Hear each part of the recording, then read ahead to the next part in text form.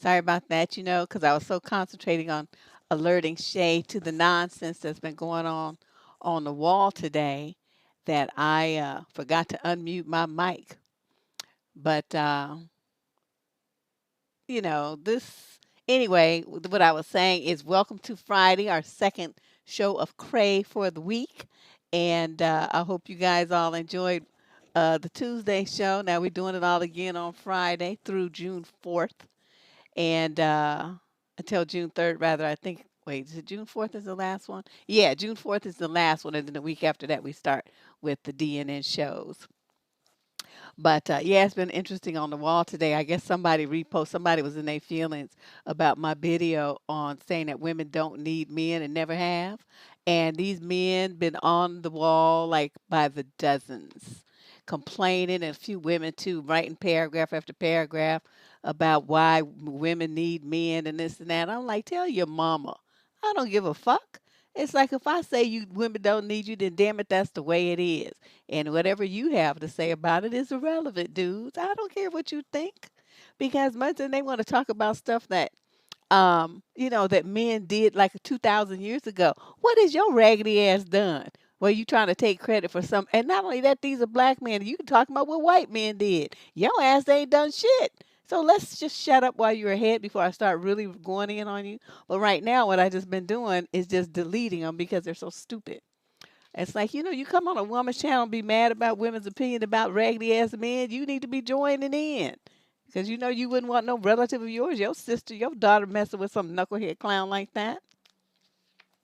Okay, there's another one. We would last fine without men because men are the ones who cause us the problem.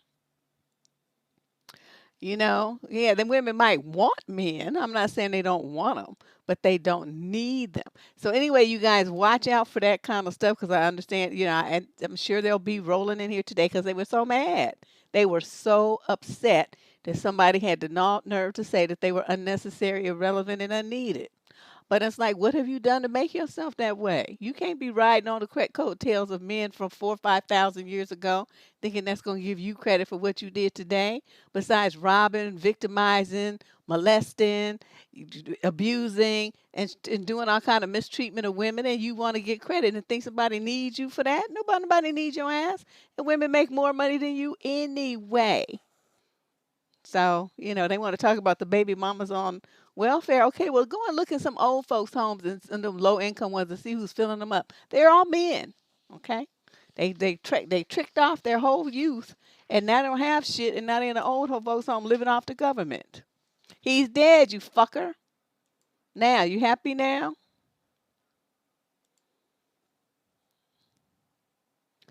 They just don't even know nothing about nobody's history and then be coming up in somebody's chat. My husband, so all of those of you who are so fucking concerned, died in a car accident many years ago. Have I decided to remarry? Hell no, because I keep running into knuckleheads like these. I don't want to be bothered. They are not 1/10 of the man that he is. He was, rather. So why should I be concerned about that? They're settling for some dusty butt raggedy motherfucker. That's not me. Oh, he's hitting on this channel. So anyway, I just wanted to say all of that because since all their comments were deleted by either Candace or myself, I didn't say anything. But now I got that opportunity, and so there we go. So let's move on and talk about our letters. Today we have, oh, I forgot to look on here. It says, 25. Is that right? That can't be right. That has to be a typo. Nope, there's 25 of these. Okay, let's get ready. Deandra, thank you. She's trying to get me drunk so I won't be pissed. Thanks, princess. You know, yeah, you got watch for it, and if you see something, alert Lady Boss in case. Well, I keep going to call her that, Shay, in case she misses it. But I'm gonna be reading the letters, okay? So I'm not gonna be looking at the chat. So I'm gonna be dependent on you guys to keep that straight. Question number 1. This is a male in the 30 to 36 age group from Jacksonville, Florida. Hi, I'm 32 and my girlfriend, who is 31, have been together for 6 wonderful years.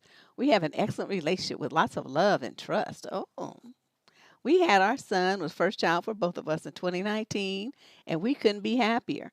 She's a stay-at-home mom, and I work full-time making really good money. Well, life was going too well, and the universe decided I needed some adversity. I received a phone call from the girl I lost my V to when I was 17, telling me she has a son that she thinks is mine. Okay, wait. So you lost your V to her when you were 17, but how long did you all deal with each other after that? So now you're in 32, so that was a long time ago. Okay, she is going through a custody battle with her boyfriend who signed the birth certificate. Well, the court ordered a DNA test, and he is not the father. She asked me to take a DNA test so we could get to the bottom of this. I took one last Tuesday, and I'm currently awaiting the results. I got hold of a court-appointed attorney because this child has been abused by both mom and quote dad for years and years. Mom and quote dad are both meth heads. What a fucking mess. My current lady has gone through a range of emotions, and at this point, she wants me to relinquish all rights over to the child so I can focus on our family. Wow. She puts it like this: you are basically a sperm donor. I cannot argue that. I never had a relationship with this person, not then and not now. And it was a one time thing that I did as a stupid kid. Wow, what drama. So my question to you, Auntie, do I drop custody or become a part of this kid's life and go through this huge court battle? Any advice or thoughts on how to best handle this are welcome. I'm gonna tell you one thing right now. If this kid has been abused, okay, and this is everybody listening to this is no fault of the child. Don't think I'm being mean to the kid. I'm talking about the situation that he finds himself in, 15 years later, okay? 15 years later with this kid that he doesn't know anything about, who's been abused and whose parents are meth heads. So you don't know if it was the woman using while she was pregnant with this kid. You know what I mean? So, and he doesn't say how old she is, just that he was 17 when he lost his V to her. So, she could be a little older than him. She could be younger, who knows? The bottom line, though, is, sir, um, anything that comes up here, I'm going to pray, and I don't really pray, that you are not the father of this kid because of one thing right here. You already have two lovely you had a little son and you have your own little family. You try bringing a teenage male into that mix that has been abused and whose mother was possibly pregnant and using drugs while she was pregnant with him. You ain't talking about a hot mess. It's like lava hot is what's gonna be happening. And a 15-year-old is big enough that's like a grown man. So if he decides he wants to get out of control, hurt the mama, hurt the other kid, or hurt you, what you gonna do? Because you're not gonna she's the stay-at-home mama, you out working. Right? And kids these days, they're doing their schooling at home for the most part. I mean, some schools are starting to open it back up, but not all of them. What are you going to do if that happens? And you brought all of that into the house yourself. You need to figure out, I don't know, if I were you, I just would have refused to take I would have refused to take it. I just would have said, no, I'm not taking, I don't know what you're talking about. You just trying to blame some shit on me that I didn't have nothing to do with. And I would have denied paternity and refused to accept her calls and all this other kind of stuff. There's no point in it 15 years later. She going to come out with this stuff. So I'm telling you, the child needs some help. The child needs professional help. I'm not saying that the kid is a bad kid. What I'm saying is for you to have a little kid and you bring a teenage boy with this kind of history over that little kid, not knowing what has that kid has been exposed to, what kind of damage or molestation, whatever has happened to that kid while the parents were on drugs. Did they trade the kid for drugs? You just don't know anything about this boy's history, and you want to come marching them all up in your house over your little kid, your little child. If you do that, you're a fool. If you bring that kid into your house with your woman, you're an idiot. If you do anything with this kid other than, keep him way over there somewhere and get him the help that he needs as a concerned individual, not as his father, then that's just the way it's gonna be. That's how I would do it if I were you. Yeah, he needs super professional help. I mean, I can't even imagine the level of assistance this child is going to need to navigate, all that has happened to him. But one thing you're not gonna do is bring it over this little kid. You had our son in 2019, 2021. Okay, so we talking about a 2-year-old? No, you're not going to do that. All right. What drama? Wow, no wonder she put that one first so we can get that out the way. My goodness, yes, you're going to drop custody. You're going to drop custody and you're not going to go through any kind of court battle. You're going to bow out like there is no tomorrow. Alhamdulillah, alhamdulillah, alhamdulillah, as you back up. Okay, that's what you're going to do. Question number 2, female, 22 to 26 from Canada. I started my first big girl job in October 2020 in a renowned company of my country. My colleagues, the people that I work directly with, are quite a bit senior to me and all are male. A few weeks ago, a lady, wonderful and sweet, from another department took me aside and said that there had been multiple complaints from someone from admin about my inappropriate attires. I didn't pay any attention to it, as in my opinion, my outfits are not inappropriate at all, and I do follow the office standards. Today, one of my colleagues, someone I have been working with and under since I started my job, very hesitantly told me that our boss heard a similar complaint about me recently. Both my colleague and our boss stood up to that someone from admin, they won't tell me who it is, and said that they don't see anything wrong with what I wear, and in fact, I'm the most decently dressed female on the entire floor. However, the someone from admin was adamant about it. My colleague told me not to discuss it with anyone in the office and to find a way to dress more decently. Also, I don't know how to be more decent than I already am. In my opinion, the only way to dress more decently would be to wear a burqa and a hijab, however you say that word, hijab, which is more related to my religion, and I feel quite strongly about it, a discussion for another day. The point is, I'm not going to wear a burqa, and I don't know what to do. Anybody, yes, wear what you want to wear. The main thing is what you have to do here is go to whoever is in charge of, human resources or something like that. Tell them that you have been harassed by these people saying these things to you, and it seems to be coming from this one woman, and you're going to name her, in spite of her being old and sweet, is your opinion. What I'm feeling is these are some old raggedy bitches that's jealous because you're young and cute and you have a nice figure, and all the males are looking at you instead of at her. That's what that's all about, and I don't think nothing else about it. But you just circumvent all the gossip and rumors and bullshit and go straight to HR and you discuss with that person what the company standards are for dress code. You go down the list because this is what's written, right? This is a policy that's for the company that applies to everyone in there. There's no deviation from the written policy. And you make sure that everything that you do and wear is on, is covered under there.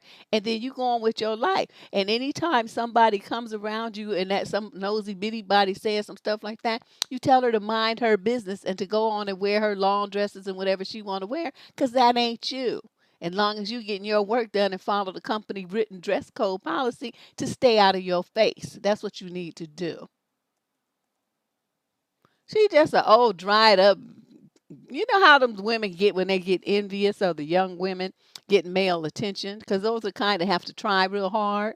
And then when somebody comes in and gets it effortlessly, because she's most likely not even paying any attention to them, she's just there happy because she got her first big, as she calls it, big girl job. So she's trying to, dress professionally and look the way that she thinks she needs to look, and because she's happy she got the big girl job. But this old biddy is mad. She's a hater. It happened to you before, Sue? Oh, thought you, hubby thought that you had nice legs and she got all flipped out about it.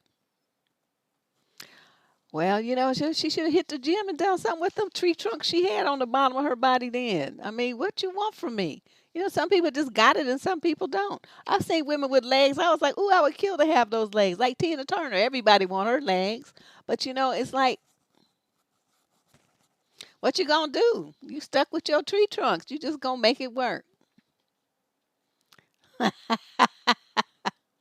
Oh, let's move on to question number, and she's up in Canada. My goodness. Question number 3, male, 30 to 35 from San Diego, California.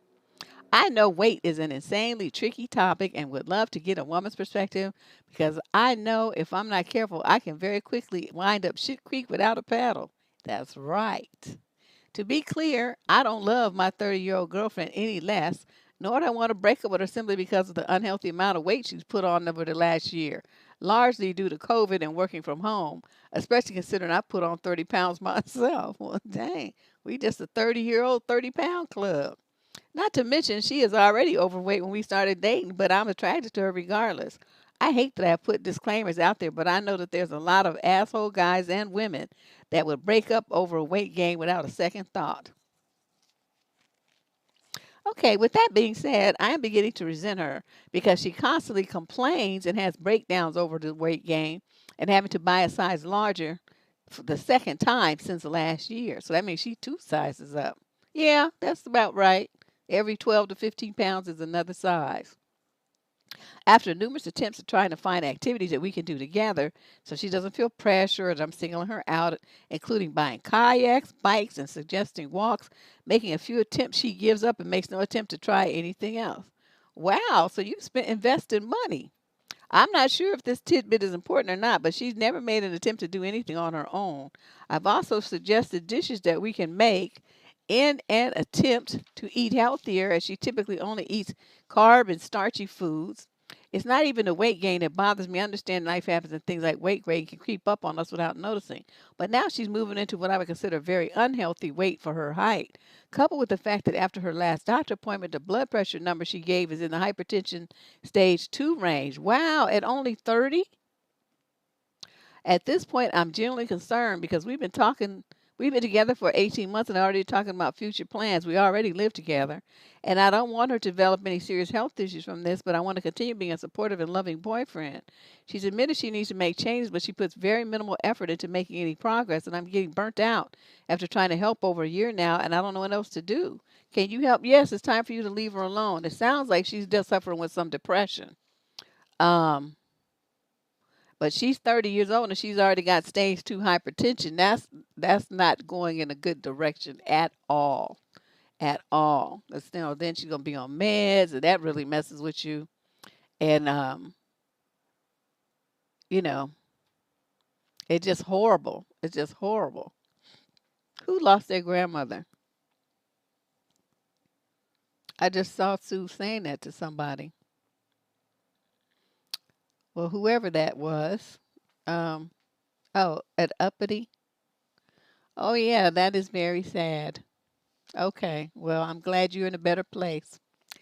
So, hmm, what you can do, what you have to do is just leave her alone. I mean, just if she approaches you and says that she's ready, then you can do it because there's stages that people go through this. Like first there's like alarm, right? Oh no, but they're not ready to do anything about it. They're just talking. And then they start to get these reality checks, like health, health starts to be affected, their lifestyle starts to be affected. They can't do the things they want to do anymore, so then it gets their attention more, and they're like, "Oh shoot, I must need to do something about this. I wonder what I'm going to do." That state, that's called the pre-contemplative phase. Okay, then when they're trying to figure out what they're going to do and how they're going to do it, that's a contemplative phase. And then after that, when they start to execute the plan that they've decided on is going to be the one that they can do, like they join the gym, they start going, they start taking aerobic classes, they do videos on YouTube. I mean, whatever, they start making an effort to make it happen. And it only takes, like average is 21 to somewhere in between 21 to 28 days for a new behavior to become a habit, in which case then she'd have changed her eating habits and changed her exercise program on her own. Unfortunately, when she complains about it, the only thing that you can do is say, honey, you keep complaining about this, but you're not doing anything about it. Can you stop complaining, at least to me? Because, it's really starting to make me upset. Because I've tried to, do these things and offer these assistance. You give up, you don't want to do it. And, maybe it's just me. I mean, you don't want to do the things that I suggest. I'm fine with that. Do what you like then. But right now, all you're doing is complaining and you're not doing anything to solve the problem. And I really am tired of hearing that I'm burnt out now. Okay, you just have to be honest with her. You don't call her names or anything like that, but you do need to express that you have boundaries here and she's crossing them just like, she would if you were doing something that she didn't like either.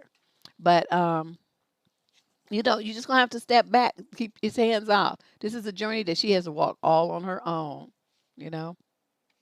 How sad it is when she has that help available, though. She don't want to use it. All right, let's move on to question 4. This is a female in the 56 to 62 age group from Boston. My husband is an artist. We often give his paintings as gifts to family and friends. I wonder if he's any good. He's sitting up there having some crayon scribbles on your wall. We have given our daughter-in-law one of his paintings for every birthday and Christmas. She and my son moved into a new house, and we also brought over a lot of his paintings for her to hang up. We also bought sculptures. We set them up around the house and told them that they could give them back if they didn't want them. Well, that's kind of bogarty. Unfortunately, it doesn't seem that she likes the art anymore. The next day, my son brought back all the art to our house and said his wife is stressed out about the house because she's not sure the direction she wants the decor to go in. We don't know if all the stuff goes with the house, so I dropped it. Well, when her birthday came along, I asked my son what she wanted for her birthday, if she would like another painting from us. He said, "No paintings, Mom. How about some bubble bath?" I thought it was a silly idea, so I said we weren't going to get her bath things. When her birthday came along, I told her to let us know when she had a house together so she could pick out a painting we have at our house that my husband made. He has made a lot of paintings over the years. She has a lot to choose from, so I'm sure she is sure to find one she likes. I didn't think that was a big deal, but later I heard from the grapevine that it really hurt her feelings. I don't know why, because a gift is a gift. Then when it came time for her bridal shower last year, I told her to pick out one of the paintings that was on our bathroom wall as a present. She didn't seem to be bothered by this and picked out a painting. I told her I would wrap it and give it to her at the shower, and she could act surprised. It was kind of funny. Ooh, something's wrong with you. However, again, I got a text from my son the next day that said, "Mom, how about for the bridal shower you get something that she actually wants?" I ended up giving her a gift card, and she seemed to like it and made no mention of the painting we had picked out. We did give them a painting as their wedding present, though. You and these damn fucking paintings.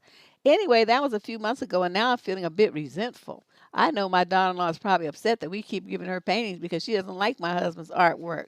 But to me, the gift is a gift, and she should not be so spoiled about it.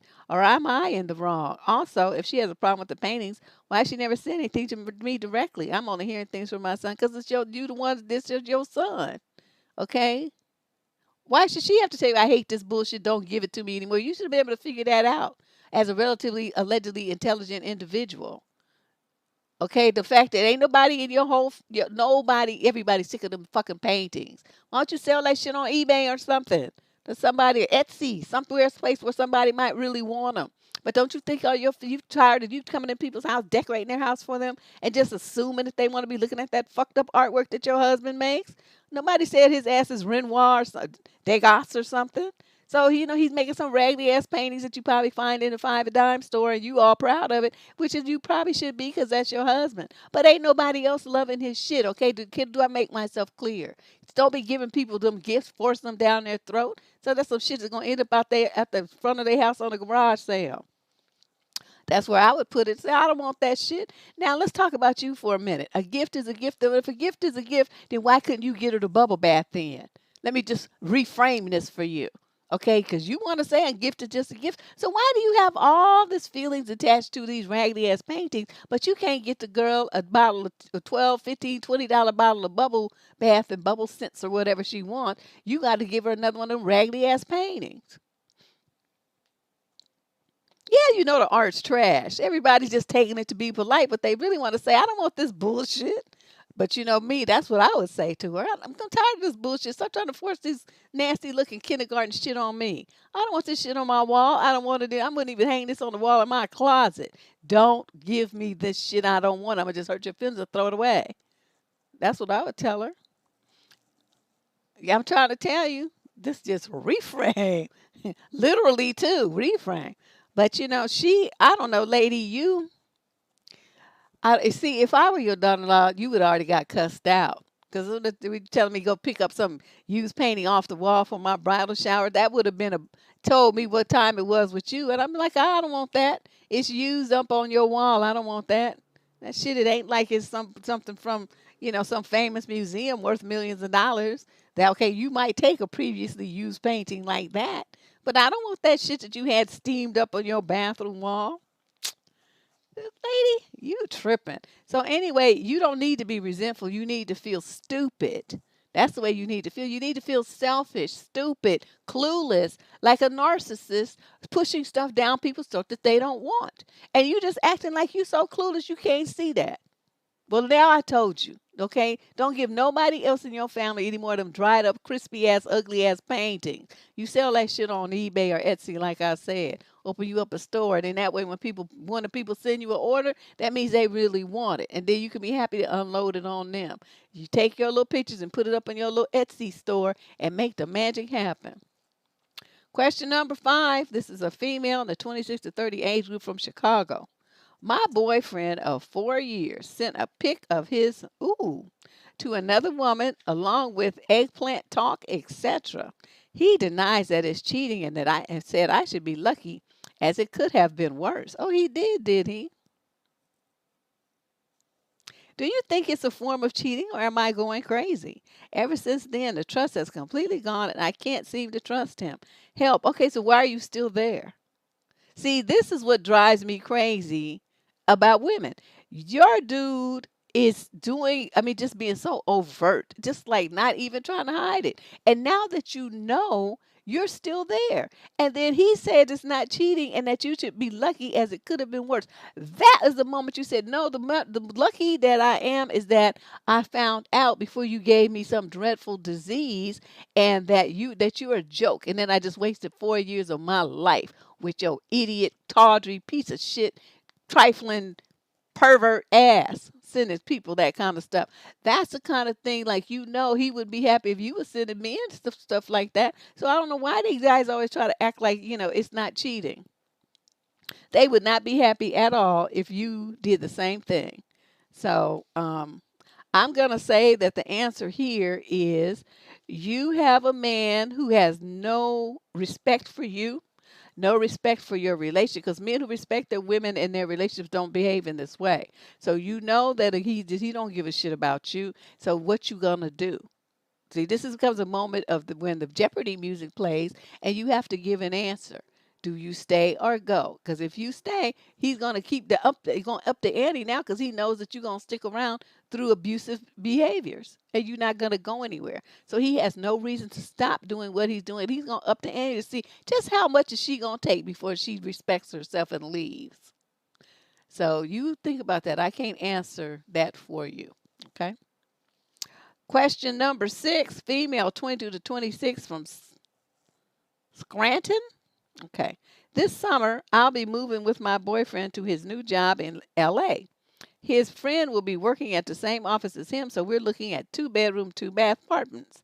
We're all graduating from college next month. Both of them will be making $100,000 plus starting out.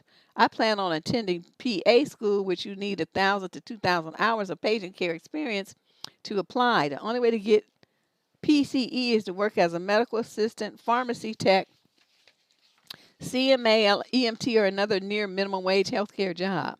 My boyfriend and his friend are both focused on our new place being close to their office, which is understandable. He also is more bougie than me. He grew up in a very nice area, and I'm from a poorer state. Needless to say, we have different priorities when looking at housing. My boyfriend wants us to split the rent equally between the three of us, even though he and I are sharing a room, and they will be making 3 times what I make. I'm not comfortable with this. To clarify, I love him, and I'm not interested in his money.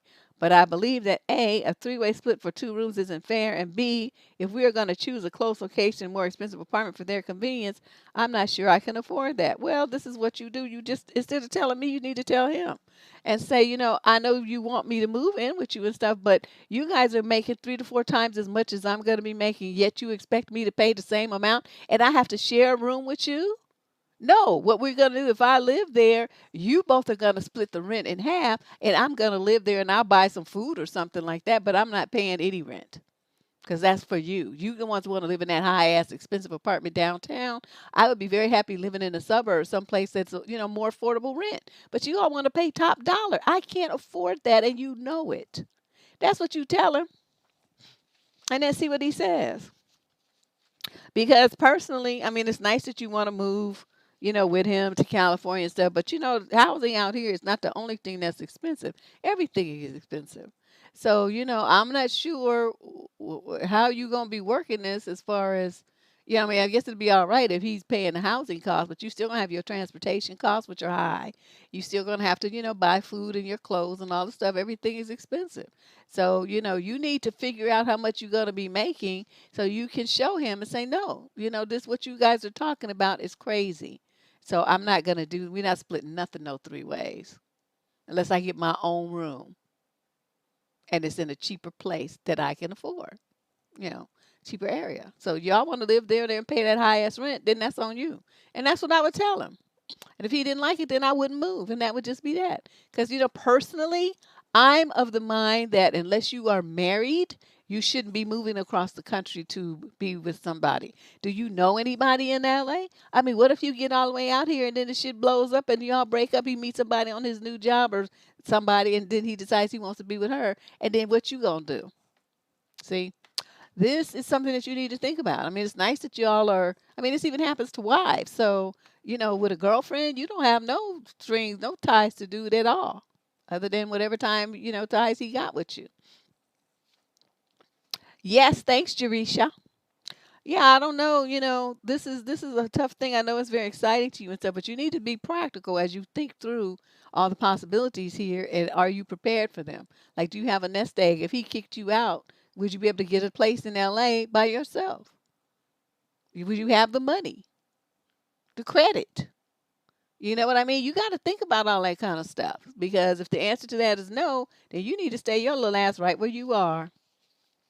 Question number 7.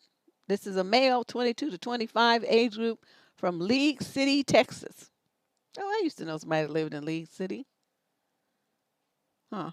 I need to know how to recognize when I make a girl uncomfortable.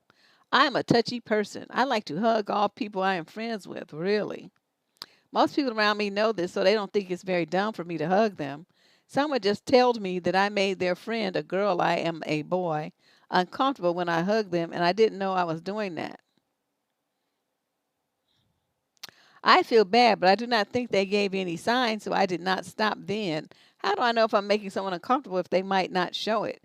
I know now what I do is not okay and it will stop hugs, but in general, I feel very bad and do and want to know for the future. Well, that's good. And this is something that your parents should have told you, especially your mom. You don't go around putting your hands on women that you don't know unless they have given you an invitation to do so. In which case you would say, oh, I'm a hugger. Can I hug you? And she would say yes or no. If she says yes, then you have her permission to hug her. And if she says no, I'm not comfortable with that, then you say okay. Okay. But you just randomly hugging people and you ain't even asked them if they want you to touch on them like that. And a hug is close. That's like full body contact. Don't nobody want their titties all rubbed up against you, you little freak. This is it's no, you don't do that. You don't touch women's bodies, okay, without their strict permission to do so. You don't put your hand on their back. You don't touch their arm. You don't wrap your arm around them. You don't give them a hug. You don't do anything like that. Like I see dudes doing it. Then when the woman snatches her arm back and is like all irritated and stuff, then they want to act all stupid. Like, well, dang, I'm just trying to be friendly. This and that. No, you're being a bugaboo. Keep your hands to yourself. Don't touch women. Okay, if it ain't your mama, you're some female family member that knows you really well, or your woman, your wife, or your kid, well, then you keep your hands to your damn self. Don't nobody want you touching all of them. Plus, they fools, they don't be washing their hands anyway. Oh, they did this even before, Maya. They did before, just walking up to people, touching them all, random bandom and stuff, and wanting to be, and the women, you can see they don't like it, but especially the young girls, they don't really have their voice yet, unless they're a hood girl, then they do. But your little average raised well little girl, she's not gonna say too much, but she'll be real stiff. That's her body telling you, idiot man, that she's not feeling this and she don't want you doing it. Because otherwise she would be hugging you back, right? But she just standing there all stiff and waiting for it to be over. And that's why I'm like, even little violations like this, young women have to learn to find their voice. When a guy reaches for you or he starts trying to touch you, push him back and say, don't touch me. Don't touch me. I did not tell you that you could touch me. Okay, you got to find your voice to at least say stuff like that. And then, even like dudes be getting in your personal space and stuff. It's like you need to back up. You too close to me. Maintain 6 feet distance. Of course, we got a reason now with COVID, but even before that, dudes want to be all up on you and all up in your face and stuff. Back the fuck up. Goddamn garlic breath motherfucker. Don't nobody want you all up in their face like that. But they just, I don't know. They only are thinking about what they want. Well, I want to talk to her. They're not thinking about, well, does she want to talk to me? Does she have a man? Maybe I should stop and look for a ring or something on her. And they don't think about any of that. They just barge into your life and expect to get the reward that they're there to get, from random women. It's just amazing to me. That's why I say women don't need men, because all they do is get on your goddamn nerves. Every time you turn around, they are just all up in your face, all up in your mix, just doing some shit you don't want them to do. Let's move on to question. He's not attractive. Now, I don't want any man, no matter what he looks like, touching me. It's too dangerous. You don't know, Flo, what he's got on his hands. And a lot of these dudes, especially now, y'all in that young age group. Like I said to the girl the other day, you're in the age of trafficking of young women. Don't let a man get that close to you. Okay? How many times do I have to say this? You're not going to like this. Okay? That little attitude you have about you don't mind use, yes, you do. You do mind. Because the next thing you know, we'll be looking for you. Whatever happened to Flo? She disappeared. She let some dude touch her and he drugged her, and the next thing you know, she passed out. They threw her in the car and we don't see her no more. Keep those motherfuckers away from you. Don't let them touch you. Do not. Yeah, the cute ones are the ones who get away with it. And like, look at the mass murderers and stuff. Most of them are, pretty handsome looking dudes. And that's how they get women to go with them places so easy. That's what I'm saying. That's what you cannot let them get that close to you. They have like these gloves on, and they have the stuff on the glove, and they touch you, and it's on your skin. The skin is the biggest organ on the human body. It excretes things, but it also absorbs things. So you got to be very careful what you putting on your skin. I don't let these motherfuckers get close to me at all. Mm-mm. Okay, let's move on. Question number 8. This is a young lady in the 22 to 25 age group from Los Altos, California. I need help figuring out how to best respond to a friend being so negative. I've been friends with her for a few years. She does have a sarcastic sense of humor, which I find funny, but sometimes I feel like she's not actually joking. So the current situation is that I'm talking to this guy that I like. He's nerdy, but I love that and is into nerdy things. After like 3 months of me not being sure if he likes me, he finally asked me out. I was so happy. I told all my close girlfriends, and they wanted all the details and were happy for me. Yeah, we want the play by play. And then what he say? And how did you look? And were you standing there? Were you smiling? What did he look like? What was the sun position in the sky? We want to know everything. Okay, however, this friend replied with a laughing face emojis like, oh, what are you going to do? Go and read some books together? And that's it. Wow. A little bitchy, isn't she? She always does this. The guy I'm speaking to is interested in me, but she made out like it was a terrible idea and that he probably didn't like me or that I shouldn't do it because people would laugh at me. Wow. Whenever it's her with a guy who is usually shit and doesn't treat her nicely, I always try to support her. When I've had to tell her I think the guy isn't good for her, for example, if he told her he's not after a relationship but she keeps pursuing it anyway, I'll say it nicely as a reflection of me trying to protect her. Also, really small shit things that upset me, like she will laugh at me for uploading selfies on social media and never like them. She brings up my past. I used to have a severe mental health issues and laughs at it. She never congratulates me for achievements. What do? I don't want to lose her, but it seems like she doesn't even like me. Okay, you have a frenemy. You have a frenemy who is jealous of you for whatever reason. I don't know, because I don't know what you look like and what your history is and all that. What she looks like in all her history either. There has something in there that makes her envious of you. So what you're going to have to do is realize that this is not a friend. Okay? You need to cut her out of your life. Now, you seem to be the kind of soft-hearted kind that, will take all kinds of shit from somebody and not say nothing. So that's why she keeps doing it, because she feels like since you don't say anything to check her, that it's okay, right? You used to write me, which I guess is a start, but you haven't said anything to the little bitch who's doing all this stuff to you. And that's where it needs to start. You don't want to lose her? Yes, you do. This is like, losing cancer. Nobody wants to keep cancer as a pet. And that's what you have. Okay. She's toxic and she's cancerous to your self-esteem and everything else. And she knows too much about you. So if she's just a friend for a couple of years and you used to have severe mental health issues, that's something that you should have never told her. She didn't need to know. Okay, she came along after all of that was over and done with. I keep telling y'all, you talk too much. You tell too much of your business, and that doesn't only go for men; it goes for to anybody. Your mouth should be closed. Okay, so what you gonna do in this? Like, okay, for example, let me give you how this should have gone. Okay, so she said, what are you gonna do? Go and read some books together. It's like, why is what we're gonna do any of your business? And I don't appreciate your response to it either. That's some bitch shit that you just said. Why can't you just be happy like everybody else? As a matter of fact, you know what? Let me hang up from you because I can see you on some bullshit right now, and I'm not trying to hear it. Click. That's what you do. You shut that shit down.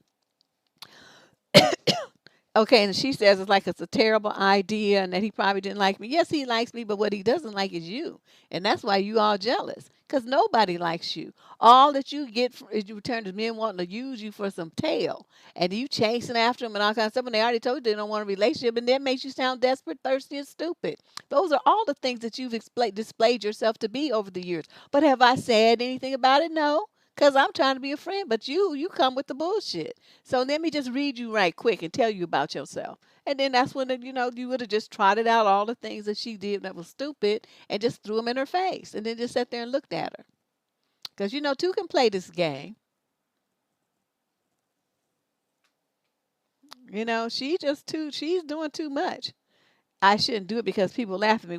Everything that she's doing is designed to make you feel insecure and to shatter your self-esteem, to make you feel as low about yourself as she does about herself. And that's what you tell her. It's like, I have good self-esteem and you don't.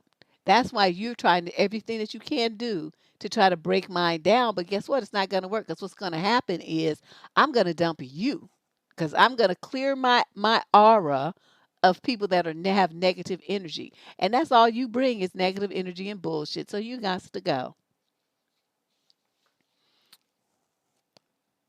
Is finding friends is hard? Well, I don't know. Well, she need to keep looking. She already has some friends. But she thinks this one is a friend. This is not a friend. I don't know what this chick is, but she would have got cussed out. And she doesn't like you. So just accept it and move on. Question number 9, male, 36 to 42 from Austin, Texas. When my wife and I got married, we agreed that we would wait 5 years to have children. We had read that most marriages fail within the first 5 years, so that is why we chose that period to wait. We didn't want to risk bringing children into a failed marriage. During those 5 years, her mother passed away. She told me that she didn't want children after that because she always counted on her mom to help her through it. I understood and tried not to pressure her, hoping that she would change her mind. We have now been married for 15 years. Her sister has had 5 children, hoping for a 6th, and her father has stepped up massively and helps them whenever they need it. And we have lost our chance. We can't afford adoption, and we're both turning 40 soon, and the doctors recommend that we don't try now for various reasons, among them being too old. You guys are not too old at 40. 39, you're 39 now. I've accepted that this isn't going to happen for us, but it's been on my mind a lot, and as much as I try to downplay it, it really bothers me. There are days when I find it difficult to not loathe her. Multiple people have told me that I should divorce her and find someone new, but I don't want to do that. It is partially my fault for allowing it to happen without pushing back. I don't believe in divorce unless under extreme circumstances. I've been spending time with relatives that have kids and really enjoy it. Trying to be the best uncle I can, and those moments are great. But afterwards, I get depressed all over again. I really don't know how to get past this. Well, there's fostering. You could foster a kid and do a foster adopt, and that's not, you don't have to invest a lot of money up front. You talking about you want to buy a baby. Yeah, that is a lot. But you get a kid that's already here, foster the child, they give you a taste of parenting. You're going to be the parent. The only difference is that you're going to have social workers to answer to in an agency or whatever for a while. And then, if you want to, like if the kid comes up for adoption and you want adoption, you put your paperwork in. It's not expensive when you do it that way. There might be some legal fee involved, but it's, a couple $100. I mean, it's no big deal. So that's, this situation isn't like a death. There are options here if you really want to be a daddy. If you want to have your own child, though, then you would have to leave this situation because it doesn't sound like she, wants to. And 39 is not too old to be a dad. I don't, now these dudes right in here, they in their 50s, going about almost on 60, talking about they want to be somebody's daddy. No, they're too old. So you have time right now. You're only 39 years old. Make it happen, you know. And I know you don't want to get a divorce, but if you want something that she doesn't want, and she, like, if you try to do this foster thing as an option and she doesn't want to do that either, you're going to be stuck if this is really something that you want for yourself in your life. You're going to have to leave this woman to make it happen. Either that or tip out and make a baby, a side chick baby, and then bring it home like, look what I got. A lot of men do that too. But I mean, you have to, I don't know your marriage, I don't know your moral position, I don't know how bad you want this. But that is an option that I know is an inexpensive way to get in there. You get a chance to get to know the child gets a chance to know you, and you can get a younger child, you can get, an older child. The older ones usually don't get, nobody wants them, so they're always extra happy, 5, 6, 10 years old for somebody to want to adopt them. So some of them have issues, though. If they've been in other foster homes and had some concerns there, some abuse or something. You don't know. They'll tell you everything about their parents, but they don't really know everything that happens to the kids in foster homes because kids don't often tell. But though that's an option for you to investigate. Okay, at least it's a door that you can explore. But if she says no to that too, dude, I don't know.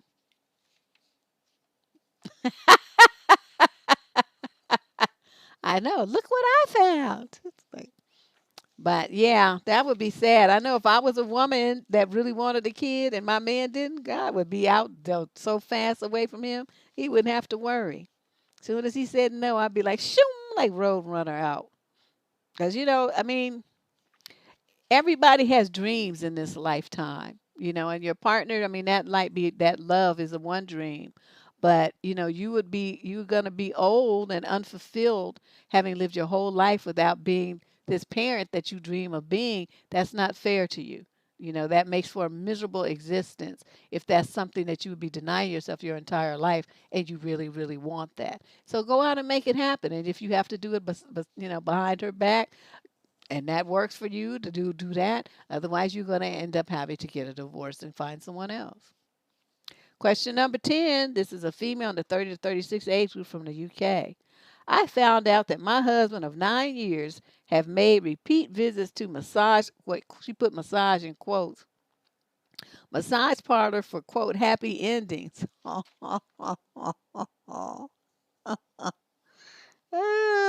I found a couple of old messages on his iPad by accident and confronted him straight away.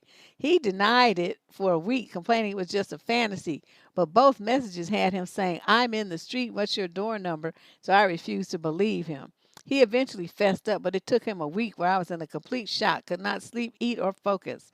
He tried to play it down, saying that although it's been going on for 5 months, he only had gone a couple of times. Well, by this stage, I had cross-checked his blocked numbers against his car sat nav and Google searching the number plus massage, and I knew it was more than that. Wow, this lady should get a job with the FBI or whatever the equivalent is in the UK. Cut Scotland Yard. Cut the long story short, he finally said it was more like 10 times and gave me full access to his phone and iCloud. So I accessed all his old, deleted WhatsApp messages, and I know it was actually 12 times he paid the hookers to get his end away. He claims it was, quote, just hand jobs at the end of a naked body to body massage, but there are 5 messages where he asked if they could do full deck. I don't know what she means. With the massage. Each time the response is no, but that does not mean that he could not have called to book full deck with someone else. Not that it would make it any worse, as he had done enough to make me feel disgusted and utterly betrayed. Yet I'm still thinking that we should give our relationship a go. I do love him. Let's be clear. I don't need him, and I have lived by myself before perfectly happily. But other than this, the relationship was perfect. I can't believe I'm even saying this as clearly as it was not, because we had a good eggplant life, lovely holidays, and a good social life. He is not sure why he did it. Says the first time it happened, it was after a normal massage. She offered him an extra and he did not say no. And then he got a taste for it and kept going.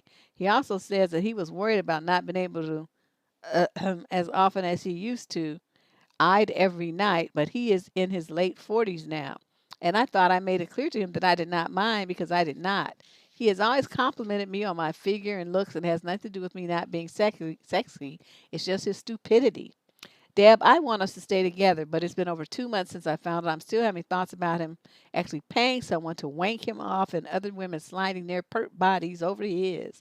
I was a complete wreck for a month, but have pulled myself together out of the black hole, and now I'm starting to think logically. But perhaps I should think with my heart. Hmm. Opinions of everyone listening to this are welcome. That means your opinion too, ladies. What would I say to this? I don't know. See, this to me, he's having skin to skin contact with other women while married to you. In what world is that not cheating? And there's sexual gratification at the end of this skin to skin contact. So to me, that would be factual evidence that my husband has cheated on me that I know of 12 times. Would I be happy staying in a marriage like that? Not me. Now, you're not me though, so that might be something different for you, but that wouldn't work for me. And, the main thing I think that's bothering me the most is he's not owning up to why he chose to do this. See, the first time, baby, you know what I mean? He said he didn't say no. So that means he was curious. He went along with it, this and that. Okay, now your curiosity is satisfied. That's it. But he kept going back and even asking them to escalate the situation, which would have been full on, no doubt about it, in your mind cheating. So I'm looking at all this evidence that shows again another man who does not respect boundaries, who does not respect his wife, and who does not respect his marriage. And I don't understand why this is so hard for so many women to come to grips with. You say that you starting to think logically. What is your logic? I just went through everything that was logical about the situation. Why are you still there? Do you think he's going to stop now that you know? This is going to continue because now he feels like, well, now that you know, why should he stop? This is something your husband has gotten a taste for. He likes this. Okay, there's nothing you can do about it. Okay, you can't do what these other women do because you're not strangers and you're not this young pert body whatever masseuse person. Okay, I'm trying to figure out, you say, well, you still love him though. You need to love yourself. Okay, your husband is hunting up sex with other women. Did you not understand what you just wrote? And you saying that you want to save the marriage, this is not savable. Unless, you guys go to therapy and he stops and you want to do, go continue with it. I wouldn't trust him anymore. I wouldn't be bothered. And there's a lot of people that say, well, you tell women that they should leave. Yeah, they should leave. What about this, about him sneaking around for all this time, doing this kind of stuff shows that he wants to save the marriage. Why do people always want to put the responsibility for that on the women? She's not the one who went out there cheating and lying and doing all this dastardly stuff. That was him. So why is it her fault to sacrifice her self-respect, her self-esteem, her pride, and her vision of a happy marriage so that they can, quote, save the family? See, that's the bullshit the men be talking. They want to do all this dirt to women, and then for the women to just accept it to, quote, save the family. No, motherfucker, if you was concerned about saving your family, you would have kept your dick at home. Okay, that's what that was all about. That's it. So the fact that your family is fucked up is not the fault of the woman who doesn't want to save it. It's your fault for fucking it up in the first place. Okay, so own it. Stop trying to pass that baton. Oh, yeah, he wouldn't even see me once I found that out. And you going to be still stalking around women's houses and stuff and trying to move stuff up to the next level. I'm so done with you, sir. You don't even have to worry about it. So that's why I'm like, she's not looking at it the way that I'm looking at it. She put that in there. He was like, oh, I'm outside. What's your apartment number? And he's asking women, will they do it? And the women said no. See, he was hunting that up. He wanted that. So I'm trying to see, where's the marriage part? You talk about social stuff like you have a good social life and you have good eggplant and stuff. Okay, well, you could have that with any number of people. That's not something that you stay married to get. Okay. Yeah, he just going over there and just have as many happy endings as you want to have because I'm out. Deuces. Question number 11. This is a female in the 30 to 36 age group out of Wisconsin, some damn where. Just wondering what other women's thoughts are on this. A few days ago, my husband and I were having eggplant, and we were having a good time, and then he finished. He then got up without saying anything and went for a shower and then got back into bed and gave me a cuddle. And it's your husband? I said to him later on, I felt it was a bit selfish that he just got up and went for a shower and it killed the moment and left me feeling unsatisfied. It felt to me like a bit like for him the job was done. He got mad with me and said I should have been more proactive and if I was bothered I should have gone to the shower with him. I'm now even madder and think he's being selfish or am I being unreasonable? This is not a one-time thing either. He is interested in my needs, but only while we're at it. But once he's finished, it's over and it's nearly always over before I have a chance to finish. Oh, quick draw McGraw. I think it's the fact that I feel he's pretty much saying it's my own fault for not saying something, and if I was bothered, I should have followed him into the shower. I have rarely been satisfied with eggplant with him. It's all been mostly about him, but he makes out it's my fault because I don't particularly enjoy the stuff that much either. I prefer the act. I think it's just the fact that he doesn't even ask or seem to care if I am satisfied that's getting to me. That means his sex game is on whack. That means he don't know how to do foreplay right. He don't last when the next level happens. And all this time you sitting up there married to a man that doesn't even satisfy you in bed. That show would not happen. That would not happen. Deb is not marrying a man who can't fuck. Okay. He got to have a whole bunch of other stuff going on too. But one thing he best be able to do is put it down in the bed. Because otherwise I have a short attention span. And it's like, I've had too many great men that was great in bed in my life. And I know what it's like. And I'm not gonna marry somebody who's not delivering. Yeah, his shit is on whack mode. And you sitting up there trying to wonder what you got going on, girl. You know what's gonna happen? She gonna get a hold of Tyreek. Tyreek gonna get a hold of her ass and she gonna be sprung like a motherfucker and be hitting all them O's over and over and over and over and not know when to stop. And she gonna leave her husband without looking back, even without even saying goodbye. She gonna be like, I'm gone. Yeah, there are a lot of men like this I keep hearing. And they just seem to feel entitled to feel like they should be, the woman shouldn't leave them because their sex game is so whack. And I'm like, okay, I wonder why you think a woman would want to stay with you when you can't put it down in bed. Why would she want to be with you and be sexually frustrated her entire life?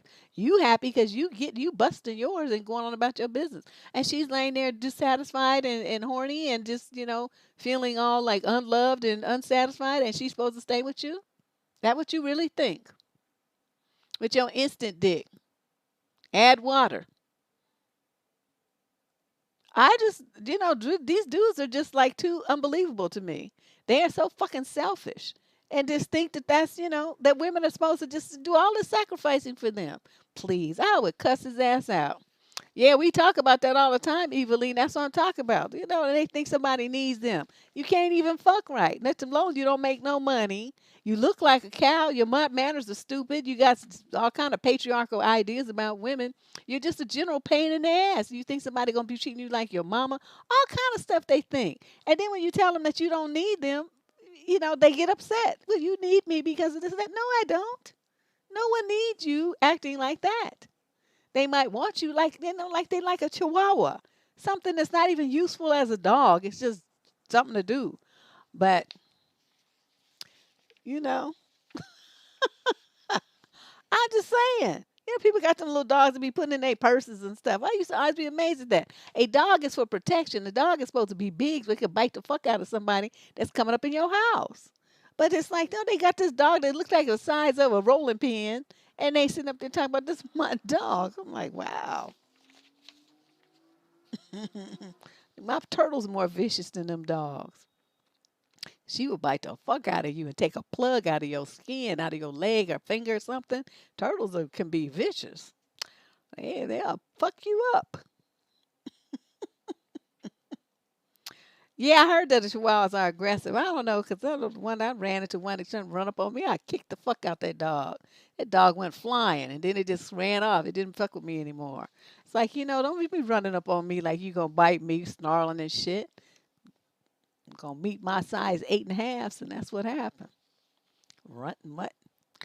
Okay, so yeah. Anyway, lady, you need to think about this. How much longer you gonna stay in a situation with a man who can't fuck and who get an attitude about it when you try to tell him about himself? That wouldn't work for me.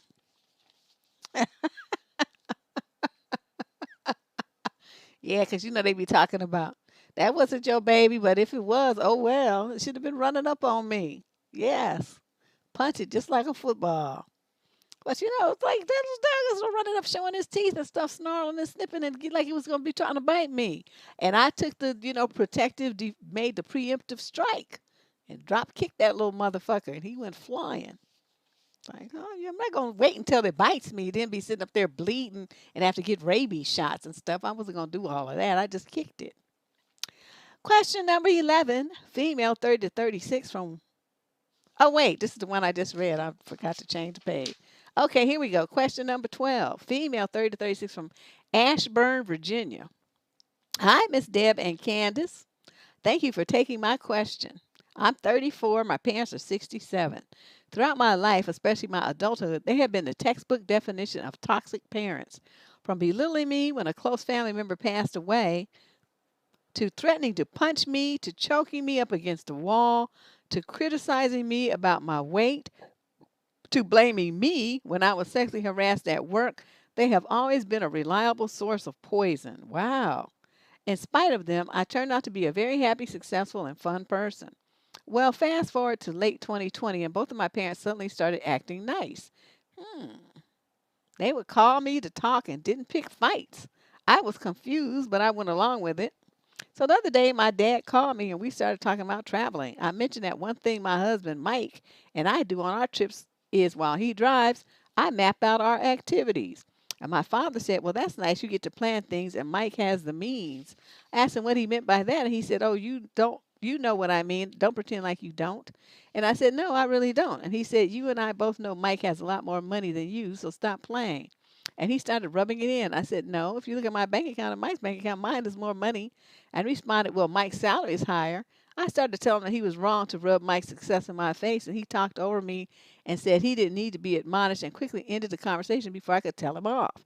This is typical of my father's toxicity, and now I see that he is still the same person. He just managed to behave for a few months for whatever reason. What are your thoughts? Am I stupid for letting them back in again? How would you handle this? Do I need to cut them both off for good and only speak to them at Christmas or not at all?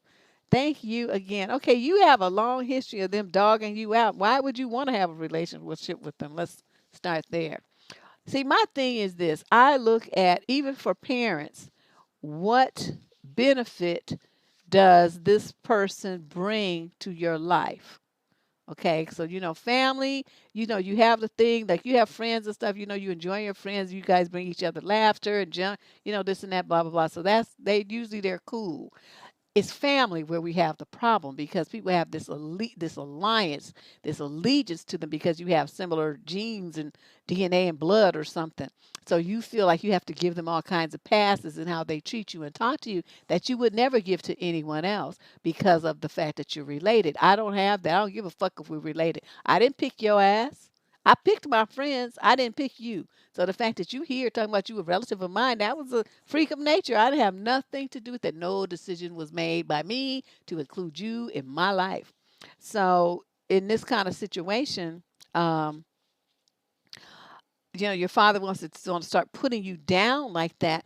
Once he said that he makes more money and he started rubbing it, that's the point at which you were supposed to hang up.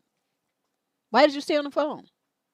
You're supposed to disconnect the call. And you do that every time they start with some bullshit. You pick up the phone, hello, and it's him, and he starts with some nonsense. Click. You got caller ID, don't you? Use it. When you see that it's them calling, don't answer. Okay? Or just, you pick it up and they acting stupid. You didn't just click it. And you having to feel, giving out this information about your bank balance, that was inappropriate as well, because now he knows you got money. See, you shouldn't have told him that. You'd been like, yeah, I'm so lucky that I have a husband that makes a lot of money. But you know what's this is what's great about a community property state? What's his is mine too. So it's not like he's just making it all by himself. I get half. Something like that to shut his ass down. But the main thing is, stop telling your parents stuff. That's what I'm seeing is a mistake here you made. I was sexually harassed at work. Why did they need to know that? You already have a history of them trying to, hurt you. Why would you tell them something that they can use to hurt you some more? See, this is what I'm talking about. You have blinders on when it comes to these people and their way that they treat you. You need to wake up. Okay, you got to put some space between you and these people. The fact that they birthed you is a pure accident. You did have no decision making power with that. If you want to keep your happy attitude and your happy life and all this stuff, you need to put them way on the ends of your life, way on the periphery. If you speak to them at Christmas, that would be a good idea if you think that would work for you. I personally wouldn't be too bothered. I wouldn't speak to them then either. Maybe every 5 years or so, just to see if they still alive. Just call them and say, "Oh, I just wanted to see if your bitch ass was still alive, motherfucker," and then hang up the phone and block them again. Something like that. Yeah. Please stop telling them stuff about your husband. Stop telling them stuff about you. Don't tell them about your money. Don't tell them about your struggles. Don't tell them nothing. Okay? Nothing that they can use against you. And don't tell anybody in your family that's going to run and tell them too. Keep your mouth shut about what goes on in your house with your husband and your bank account. Next thing you know, I could just see it because he was fishing. So that's why he was trying to be nice. And then so he started talking about the money. That was what his real angle was. So next thing you know, he kind of fucked that up though. He couldn't keep the pretense up. So he had to go and revert to who he was. But his end game was trying to get some money from you. That's what it is. But he just fucked it up. So that's not gonna happen. Okay. Question number 13. Female 50 to 56 from Washington, D.C. So I've been chatting to someone online who said his wife died about 4 months ago. He said she had been ill for 12 years and for the last few years could not be treated, so he knew the end was coming. He wants to meet up, but I can't help but feel a bit uncomfortable about it being so soon after his poor wife passed away. Any thoughts? The bitch is dead. What's the fucking problem? It's not like he's asking you to marry him. Why are you tripping? Okay, you just going on a meet and greet. Okay, the man, this is the thing about men who have been used to being married for a long time. They tend to get remarried quickly because they're not used to being by themselves. They hate it. They hate being alone. They hate eating meals by themselves. They hate having nobody to talk to. They hate even hate somebody, there's nobody there to yell at them. They hate the whole thing about being by themselves. Men need women way more than women need men. And so these guys, when their wives die, you will find that they tend to move and get, somebody, anybody, pretty quickly. So in your case, you said you've been chatting with him for 4 months, and he had years to start separating himself emotionally from this woman who he knew the end was coming. So it's not like he waited until the day she died to start mourning her loss. He had been doing it for years. So you're thinking like, oh, well, she died, and that's the day he started feeling sad. No, he'd already done all of that before she actually, took her last breath. He had been on that path for years. So you're not understanding the full scope of it. Like mine, he left that morning and then he just never came back. That's a sudden, unexpected, unplanned. He wasn't sick. There was nothing, it just was a shock to everybody. That shit was hard. Okay, now that was hard. That my grieving started at that point. And for me, you're right. That was the moment that began. But this guy had full notice, years and years of awareness that his wife was gonna want to pass. It was just a matter of what day is gonna happen. So I would say if you felt like you guys had a vibe, you enjoyed talking to him, go out and meet him. I mean, you could have a nice evening out with somebody who is an older dude who probably hopefully since he's been married all the time knows how to act. And then, just enjoy yourself. Just have some conversation. Just look at it as something to get, an evening with a fellow human being. Don't put too much on it. It's not like he's going to propose. It's not like he's asking you to marry him or sleep with him or anything like that. You're just going out to meet the man that you've been talking to online for, you know, Oh, well, you don't say. She died 4 months, but you don't say how long ago, how long you've been chatting with him. Just go. Why you gonna stay at home acting all scared like everything's gonna end in marriage? My goodness.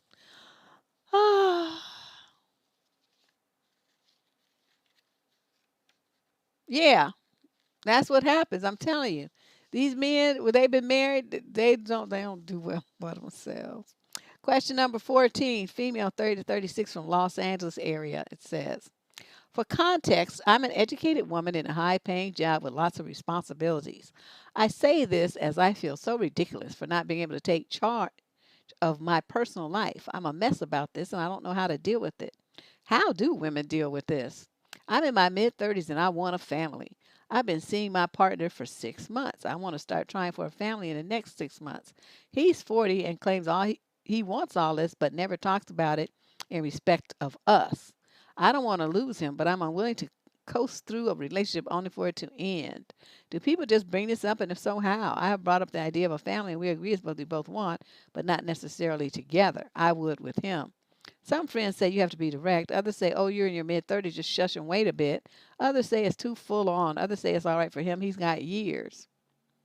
Hmm. I don't know what to do for the best, but this is how I feel. I want a family and I'm not alone. Any advice on how to approach this? Am I making a mountain out of something simple here? Well, you've only been with him for 6 months. You know, you're in your mid 30s and you want to try for a family. So he's 40 years old. That's plenty old enough to make the shit or get off the pot. So, and I'm telling you, men know quickly within like the first month, 2, 3 at the most, if they want to marry you or not. If he can see you being in his life forever, if he feels like he would feel like a real bad kind, some kind of way if you're not there. Those are the men who propose quickly. And they know, right, just know right away if you're that woman or not. So what you have to do is be bold and say, look, we've been seeing each other for 6 months. I want to move forward in my life. I don't want to date somebody in my mid 30s for years and years. I don't want to do that. I want to have a family. I want to have a husband. If I don't have the husband, I still want to have a family. So are you on board or not? If you're not, then I need you to get out of my life, leave me alone, and clear the way for somebody who is. And if you are, then we need to make plans to do this so I can, this show can get on the road here. Neither one of us are getting any younger. And then see what he says. Give him a couple of days to think about it. Don't just dump it on him and think he's going to give you an answer right away. Let him think about it. Let it marinate on him and, sort through his feelings and see, what he thinks about it. And if he comes back with a ring and stuff, then you move forward. If he says, no, I'm not ready yet. I'm not interested. I want that, but not with you. Anything along those lines. And you say, well, it's been a great 6 months. Bye-bye. And cut him loose. It's best to find out now so you don't waste any more of your time. But I'm going to tell you this. If you're an educated woman with a high-paying job and lots of responsibilities, that means you have the money to have your baby with in vitro fertilization, to get yourself a child from a sperm bank, and hire a nanny. Say, so you don't need to have a man to make your dream come true. It might not be the perfect picture of the dream that you imagine with the little shiny daddy and all this kind of stuff, but if you don't want to keep waiting to have children and increase your risk of problems, then this the time to act is now while you're still in your 30s. So you give that some thought as well. Look around down there in the area where you are and see, what the fee is and what would be involved, and then so you have a backup plan if he says he doesn't want to. But not only that, plus you never know, just because you marry him and stuff, that don't mean he can make babies. Some of these dudes are infertile. They have like low sperm count or low mobility sperm, and I'll have kind of little problems like that. And so be thinking that your dream is about to come true, and you end up at the sperm bank anyway. So give this some serious thought. Let's move on to question number 15, 25, female, 25 to 29 age group from Northern California. How do I handle this situation, Deb? Basically, this is a what would Deb do thing. My sister-in-law has planned a camping trip for all of our friends. My best friend, S, was invited because she's close with everybody. So my sister-in-law texted S to let her know that the sites are booked and how much they were. S texted back asking if her boyfriend could come. He's more than 10 years older than us, and no one but me even knows him. He's nice, but a bit odd. They've been dating for over a year. My sister-in-law is cautious about COVID and basically doesn't want him there when no one knows him or where he goes. Also said it might make the vibe weird because everyone's comfortable around each other, but no one knows him. We typically use this trip as a fun way to get loose and drink, especially now with everyone locked up the last year.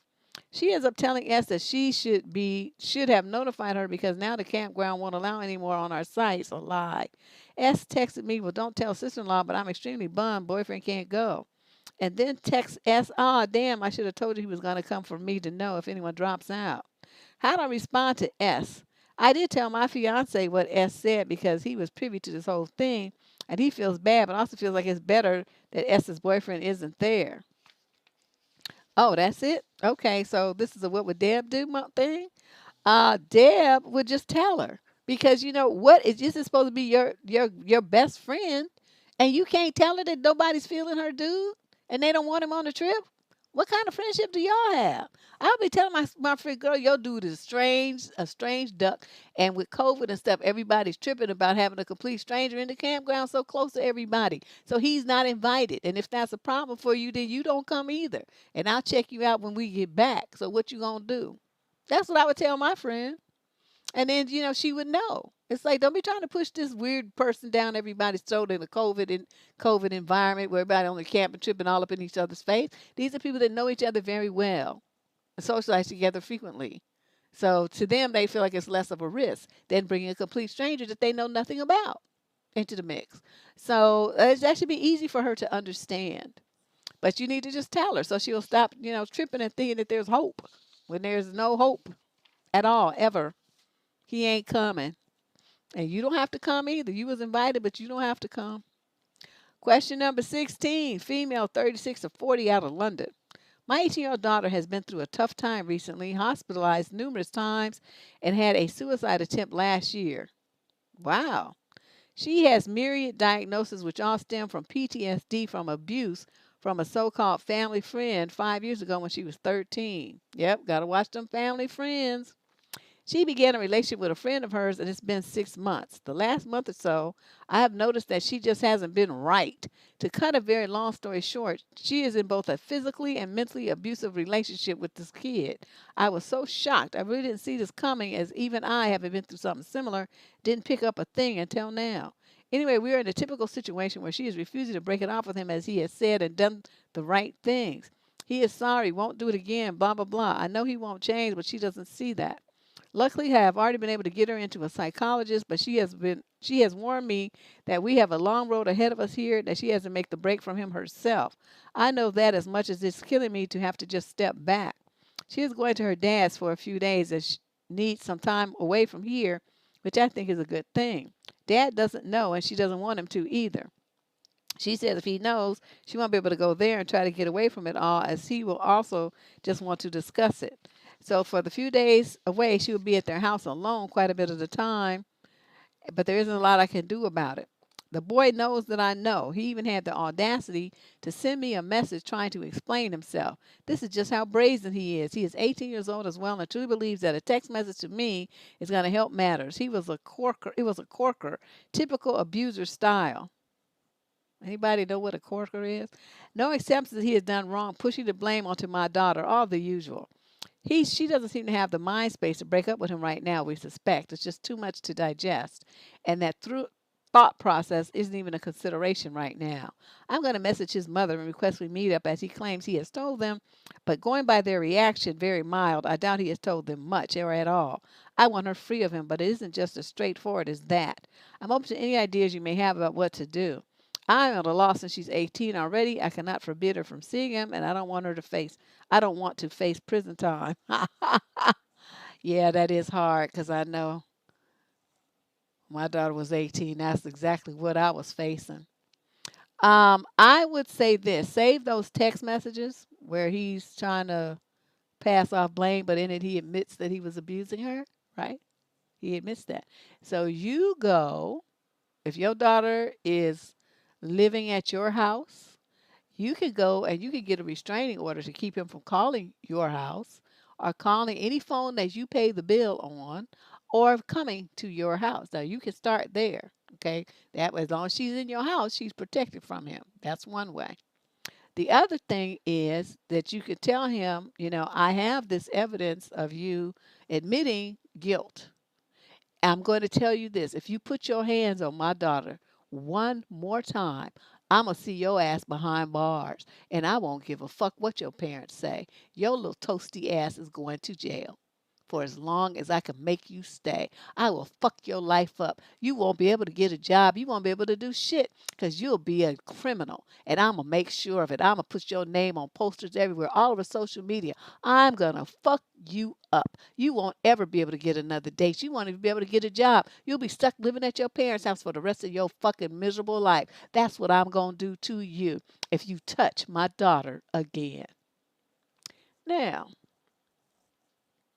that will give he'll be mad, you know what? But it won't be shit he could do about it because you have the evidence. So make sure you download that from your server of your host, your mobile phone service provider.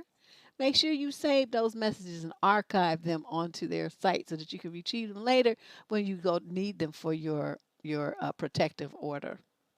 Oh yes, he's toasty because when I light people up, they get a little scorched. So he about to be toasted. That's what I would say to him because right now he's feeling like he got the upper hand, right? Because he could do what he want to do and all this. Oh yeah, you could do that, but let me tell you what's gonna happen if you do. So it becomes like a checkmate situation because he knows you mean business, right? And once you tell his parents too, say, this is what I'm going to do. So I suggest you keep your son away from my daughter because the second he puts his hands on her again, your son's going to prison. I'm going to make sure of it. And then I'm going to fuck his life up. So he won't be able, and all the same stuff I just said to tell his parents too. They'll be so stressed out, they'll probably send his ass to East Timbuktu to get him away from that girl because they don't want their son's life ruined. But oh my God, yes, ruining lives, that's so fun. But especially for people who deserve it. Right? So he'll be walking around the street homeless, drooling holes in his clothes, shitting on himself and pissing his pants because he has no place to go to the bathroom and no place to rest his little fuzzy head. And so it'd be like, but you brought all that on yourself, son, by putting your hands on my child. I told you I was going to ruin you and fuck your life up. So don't say nothing because I warned you. Yeah. But anyway, that's what I would do. You want to know what a Deb would do? Well, restraining order, protection order, I mean, they call them different things, order, protection, whatever they call peace order. I mean, in different areas, they're called different things. I don't know what it's called where were they again? London. I don't know what they call it in London, but whatever it is, that's what that's what you would need those text messages for evidence to help you get it. But you can keep it from him from your house and your phone. Now that you can do where your daughter lives. That's a protective measure. Question number 17, male 25 to 29, Biloxi, Mississippi. My girlfriend and I have been together for a little less than 6 months. She's 25 and I'm 27, if that matters. Around New Year's, she got pregnant with our kid and went through a medical abortion almost immediately upon finding out. We spoke extensively about our options. When we found out, I told her I would be there no matter what. Ultimately, she made the decision to have the abortion. She does not regret the procedure. In light of our situation, it was the prudent choice. However, she feels immense guilt having gone through it due to family, religious, and cultural pressures. Despite how I may feel about the weight that these pressures should have on an individual, they matter deeply to her. She feels as if she was pregnant with a child and not just a fetus. Occasionally, she would have very low points. For instance, the other day we were driving through a rural area with our friends. We saw an anti-abortion sign. She made a private, innocuous comment to me at the time, but later that evening broke down to me about it when we were alone. The abortion is a source of trauma for her. There are very few people who she can confide in about it. I'm doing my very best to support her through it, but she is very dismissive when I try to affirm that it's okay and to remind her that she made the right choice for her, us, and the potential child, and why she came to that decision. I want to reiterate that she does not regret the abortion. She just feels guilty that she had to go through it. I think she would do it again today if she became pregnant. However, the whole process is very hard on her, especially since she had to go through the appointments alone due to COVID. Anyway, I love her very much, and it pains me to see how this has affected her. I don't have, I don't believe that abortion is wrong, but I see that she's hurt, and I feel powerless to help her. I don't need her to get over this, but I want her to feel okay. Eventually, I'm afraid she'll always hold a deep sense of guilt and personal irresponsibility for becoming pregnant and subsequently terminating it. How can I better support her through her trauma long term? You cannot. I mean, just doing what you're doing is fine, but you know what? See, this is some silly, stupid shit because she's allowing other people's expectations and religion and what else you said, stuff that's something. What? Let me not misquote. Hold on a second. uh, Family, religious, and cultural pressures to make her feel guilty about doing something that she chose to do that was in her own best interest. That's the game that they run on women. So see, then she doesn't realize, and this is what you need to tell her. Okay, now let's just run through this. Let's just say that you did have this kid. Okay, now all your dreams of doing everything that you want to do go up in smoke because now you got this damn baby, and who you think is gonna be helping you with it? I mean, I can only do so much because I'm gonna be, at work and stuff. I can't do a whole bunch with it. And then, so the baby gets sick. What, you gonna miss work? And you know how young you are. Are you ready to give up your whole life to have to be a mama? This is the reality. Do you know how much it would cost for daycare and to educate and all stuff? Do you have that kind of money? Because the most that I would be paying is child support, and that's not gonna would be 1/10 of what it really costs to raise a kid. I want you to understand that. And you think that you would get talked about because you was a baby mama?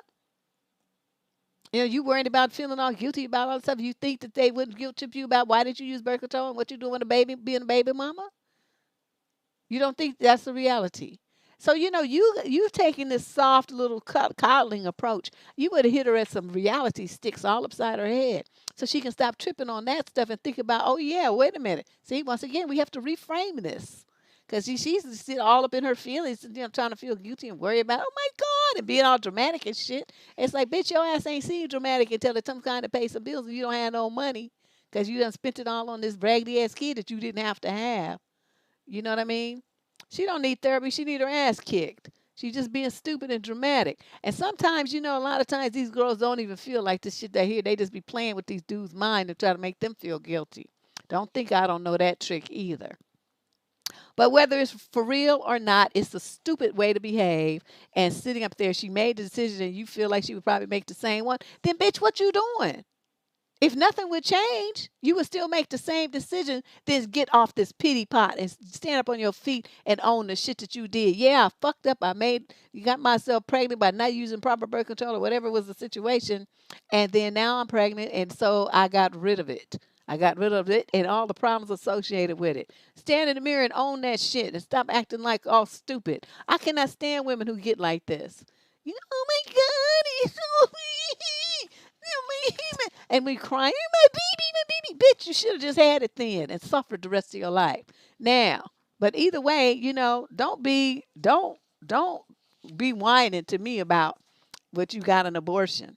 That's the shit you knew you supposed to get it. That's why you got it. So don't be trying to play stupid mind games with yourself after and think I'm a coward and go along with that bullshit. You want to think that something is horrible and hard. Wait till you be a single mama, broken shit, exhausted and stressed out. Then you be like, oh, I should have got an abortion. I don't know why I had this damn kid.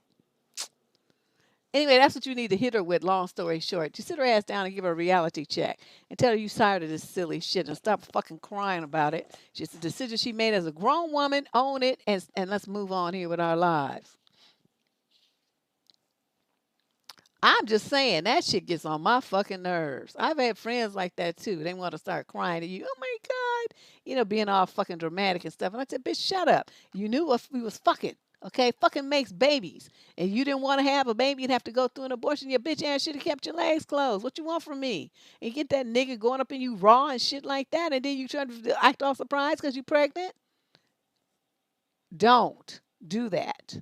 Okay. Now I know accidents happen, but in this case, I'm talking about that was the situation. And they're like, oh yeah, but it feels better. And then this happens, and then they want to be acting all brand new because they had to go get an abortion. I don't want to hear that shit. I just tell them, keep your fucking legs closed then. You don't want to be doing it. But you get pregnant, you're going to get an abortion because you know your parents would kill your ass. You dropping out of school talking about I'm having a fucking baby by some miscellaneous straight college student eggnog that don't have a pot to piss in, and you sitting up there thinking that you're gonna be like some kind of prize mother with a ring, a halo and wings or something. Your parents gonna drop kick your ass to Mars. That's what's gonna happen to you. So they hurried and hopped their ass up on them abortion tables and got rid of that shit. But then want to be sitting up there crying, trying to act all pitiful like somebody gonna waste their time, get on some fucking pity. No, you do grown woman things. You have to make grown woman decisions, and then you suffer grown woman repercussions. That's the way it is. Live it. Question number 18, female, 30 to 36 from the UK. So I've been with my partner for 11 years, and about 3 years into our relationship, his parents got divorced, but have remained friends for the most part. I've always had a rocky relationship with my mother-in-law, but the water seemed to calm whilst I was pregnant. Our son is 4. I've kept a constant routine of taking our son to her house and usually stay for a cuppa and a natter. All these UK terms, I don't know what a natter is. And unless I am particularly busy or having a bad day, and then I just drop him off and pick him up later. I even mentioned to my partner how I feel like everything from the past is water under the bridge because we've been getting on so well. I suffer with anxiety and depression, have been down more than up lately, I think due to the constant state of lockdown and a few other issues I've had on my plate. Twice, maybe 3 times over the past few months, I've been talking to my mother-in-law and can't help but cry because I've been so on edge, but I try to compose myself and change the subject because I feel like a burden. Mother-in-law and father-in-law have recently had a falling out, and when my partner visited his dad today, who is still angry with his mom, he said, among other things, that mother-in-law complained to him that I cry over silly things every time I go there, and a hypochondriac is how she described me. To say I'm hurt would be an understatement. Now, though, I don't know what to do next. If I tell her I know what she said, then it will cause further issues with father-in-law for telling his son. But how can I just go on speaking to her like normal when I know now what she says behind my back? You stupid. First of all, okay, you've been with him 11 years, and you quote in the first paragraph, I've always had a rocky relationship with my mother-in-law, but the water seemed to calm whilst I was pregnant. So that means the kid's only 4. So, and you've been with dude for 11 years. So that means all 7, wait, yeah, 7 years you endured a bunch of rocky shit with this woman. And you think because she nice for a few months that that's all water under the bridge? That's why I say you kind of dumb.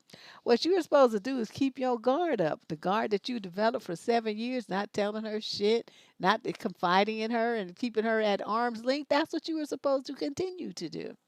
And this crying shit, I mean, why would you go over to somebody who's for 7 years treated you like shit and cry in front of that person out of all the people in the world that you could have let that go in front of? You chose that person. What were you thinking?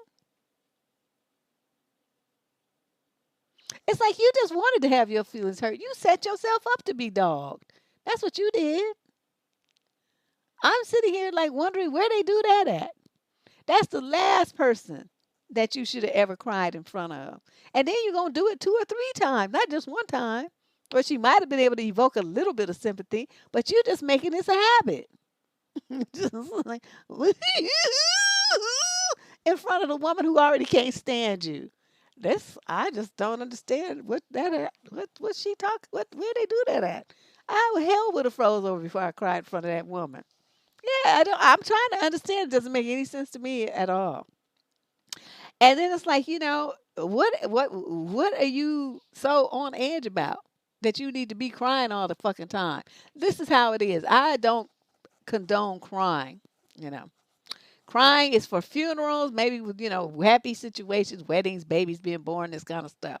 Your kids finally packed up, leaving home from college.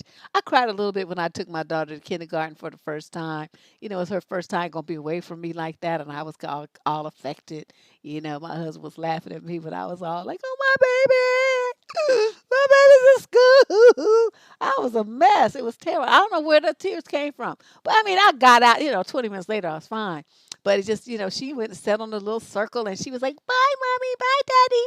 And she was like thinking about us and he was happy. He was proud of her. And I was all like, oh, my baby, she don't even need me no more. It was terrible. So I still remember that. But, this kind of thing, like, you don't need to be crying. If you have a problem, put your energy into coming up with solutions for it. Crying has never, not one time in the history of the world, solved a problem. Made it go away, fixed it. It doesn't do nothing. So that energy that you spend into boo-hooing like a big baby, you should have been thinking about, okay, well, I had these issues. What I'm going to do to fix this problem? That empowers you. It makes you feel better about yourself.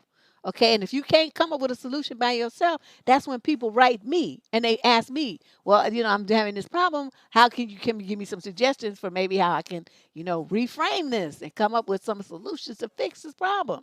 That's what you do if you don't know what to do yourself. But no matter what, you put a plan in place to start making magic happen and for problems to be solved. You don't sit around in a puddle feeling sorry for yourself, whining and crying like a big ass baby. That doesn't do shit. You know what I mean? So I'm not one to really condone women sitting around crying all the damn time. And if you had done that in front of me, I would have said, snap the fuck out of it and get out of here with that. Don't be crying around me. You got a problem, you need to fucking fix it like a big girl. You somebody's mama now. You sitting around crying like you a 14-year-old. Get the fuck out of here. That's what I would have told her.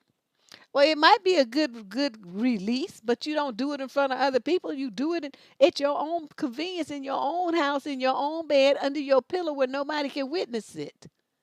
That's my thing. You don't need other with people to see you being weak, falling apart like that. And what other kind of release can you get? You can get releases from a whole bunch of stuff. Well, some people feel like crying helps. I prefer to hit the boxing ring. I prefer the gym. You have some steel around, not only to help you get in shape, you release all them frustrations. It's better than crying because you just as tired after and you sleep just as good and you haven't shed a tear or exposed not 1 inch of weakness. So, I mean, that's something. Some people feel like they crying, it releases and stuff. But all I see when people start crying all the time, or they crying, that's time you're wasting. How much do I keep telling y'all? Time, crime, time. It's time you can't get back. So the time that you spend boohooing into your pillow, you should be doing something positive for yourself with that time. And people want to be crying all fucking day and crying all weekend and stuff like that. You're going to cry 10 minutes, I'll give you that. But you're going to be sitting around crying all the day and for the whole weekend and shit. A week? I was crying for weeks. No, you were just being stupid for weeks. That's what you was doing. So, I don't know. You pump weights, you hit the track, you run for a couple of miles. Your old black ass will be all kinds of fucked up and tired. And you won't be sitting around crying. You be trying to hit the hot shower and do some stretches so your muscles won't knot up. If you be crying, it's because your muscles are cramping. It's not because of a problem. And all of that, when you're running and stuff, the physical connection clears your mind. Exercise will clear your mind because you're in tune with your body and all that you're focusing on is your breathing. I'm telling you, it is a hypnotic thing. They teach breathing like that, in these meditation classes, but you can get the same effect by running, by lifting weights, by doing jumping rope, doing whatever you're doing. But the physical work is what will relieve that stress. Crying is I can't co-sign on that. I've never seen that get anybody up in action. All it does is just make you sit there in a puddle looking weak and stupid. And especially as black women, we don't have time for that shit. You cry if you must in the darkness of your house, but other than that, you are a mover and a shaker and you make some shit happen. You fix problems. You don't sit there crying over them. Okay? That's the shit that drives me crazy. Boxing is fun. My brothers got me into it. Ooh, the best. Man, you hit a heavy, you know, hit a bag, punch it, even the little light, the speed bag. You hit that, you be sweating so hard, you won't have any energy to cry. Let me just put it that way. Question number 19. This is from a man in the 50 to 56 age group from Spokane, Washington. I've been my wife for 20 years, married for 16. When we got together, she had a 4-year-old son. I'll call him Nate from her previous relationship. The father is not in the picture. 2 years ago, he began dating someone we'll call Sherry. She's 23. How does the son? He was 20 years, married for 16. Okay, so 20 years ago, the kid was 4. Okay, so he's 24 and the girl's 23. On our first meeting, she was very open about attempting suicide 7 times. and seemed almost happy with watching our concern. Okay, this chick is weird. She asked my wife if we'd ever considered anything like that. We both said that we haven't, and she replied, "It must be nice to be blissfully ignorant," or words to that effect. Nate sat there quietly, and you didn't cuss that bitch out? It must be nice to be blissfully ignorant. No, what it is we have higher self-esteem and think more of ourselves than slicing our wrist off and trying to kill ourselves 7 times. But it shows how much of a failure you are, because even after 7 times, your bitch ass still didn't succeed. So you're a loser, ma'am. Get out of my house. That's what she would have got from me. Sitting up there gonna say some insulting, rude shit like that to you, and it's her first time meeting you, and you're the parents of this boy she's dating, and you didn't check her. Wow. Blissfully ignorant. Oh no, she would have got cussed out for that. On another occasion, she claimed to have been sent to rehab by her parents 3 times. Apart from these concerning incidents, she seemed very pleasant, and those things were never brought up again. When they got engaged 6 months ago, both families met up for a socially distant environment and were happily chatting. Sherry's mom inquired about Nate and said that he was doing so much better than Sherry.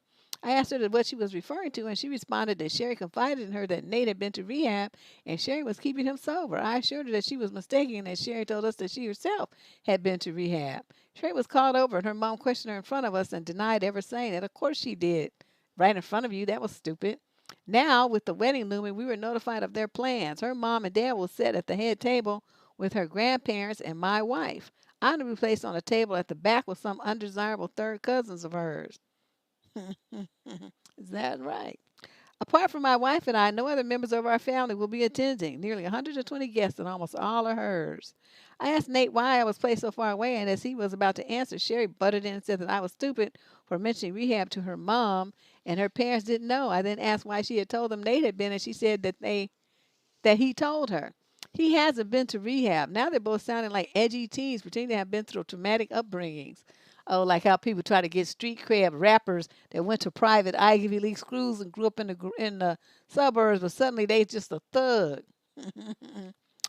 Latest is every senior member of both families will be preparing a speech, everyone but me. It's apparently because I'm not his biological dad, yet he calls me dad and I call him my son. He seems very quiet about the whole thing and doesn't even reply to texts anymore, even when I text about the latest films that he would normally see. I'm at a loss of how to salvage my relationship with my son. I never referred to him as my stepchild except in his letter for clarity. Nate and I had a great relationship. From the beginning, my family treated him as my son. My mom was particularly fond of him and spoiled him. My older sister had children, and they considered him their cousin, and my elder sister, who didn't have any children, doted on him as her nephew. We went to the cinema almost every month and enjoyed the same things. I don't understand. This is what you do. You don't say a word. And if you go to the wedding, which I think you should do, you go to the head table and you pull up a chair. You sit right next to your wife and fuck that bitch. And you tell the people to bring you a serving, a plate and everything. Or you just move the one over from the one that's sitting next to you, and you put that in front of you, and you sit down and just stare at her like what? What's she gonna do? Now she has two choices. She can throw a scene and say, this and that, and you need to get up. In which case, you just continue to sit there and say, why would you want the father of the groom to sit in the back of the room? What kind of bitch shit are you on? And I would say it loud right at the wedding, and I would not give a fuck. And so, and with, people making speeches and all this stuff, you don't need to be on the agenda. Just bogart the microphone. Just go up there when they least expecting it, snatch the mic from whoever has it, and start saying your piece. That's what you do. Be prepared for them to turn the mic off, though. But can you continue talking? Because I'm sure it's only 120 people. The room can't be that big. But it's like one of my brothers got married, and that's what his bitch ass woman did. She claimed that she sent us all invitations, and I told my brother, I was like, okay, have you ever thought of maybe the fact that she's lying? How you figured that all of us that sit in different cities all over, but we're the only people that didn't get an invitation to your wedding? How does that work? And he never did say anything. I haven't liked that bitch shit since. I never liked her anyway, but something wrong with her. She country. But, he wanted to marry her. I'm like, out of all the fine women you was with, the nurses, registered nurses, and people own their own businesses and all this kind of stuff, and you married this Baltimore hood rat? What in the world was you thinking? But they still married, I guess. He's something. I don't know. He's not who I would have picked for him, but whatever. But yeah, that's how you gonna have to do with this situation because this girl is very controlling and manipulative, and your son is dumb. And so when you have a dumb man, and let some woman control him like this to the point where she drives a wedge between him and his own family.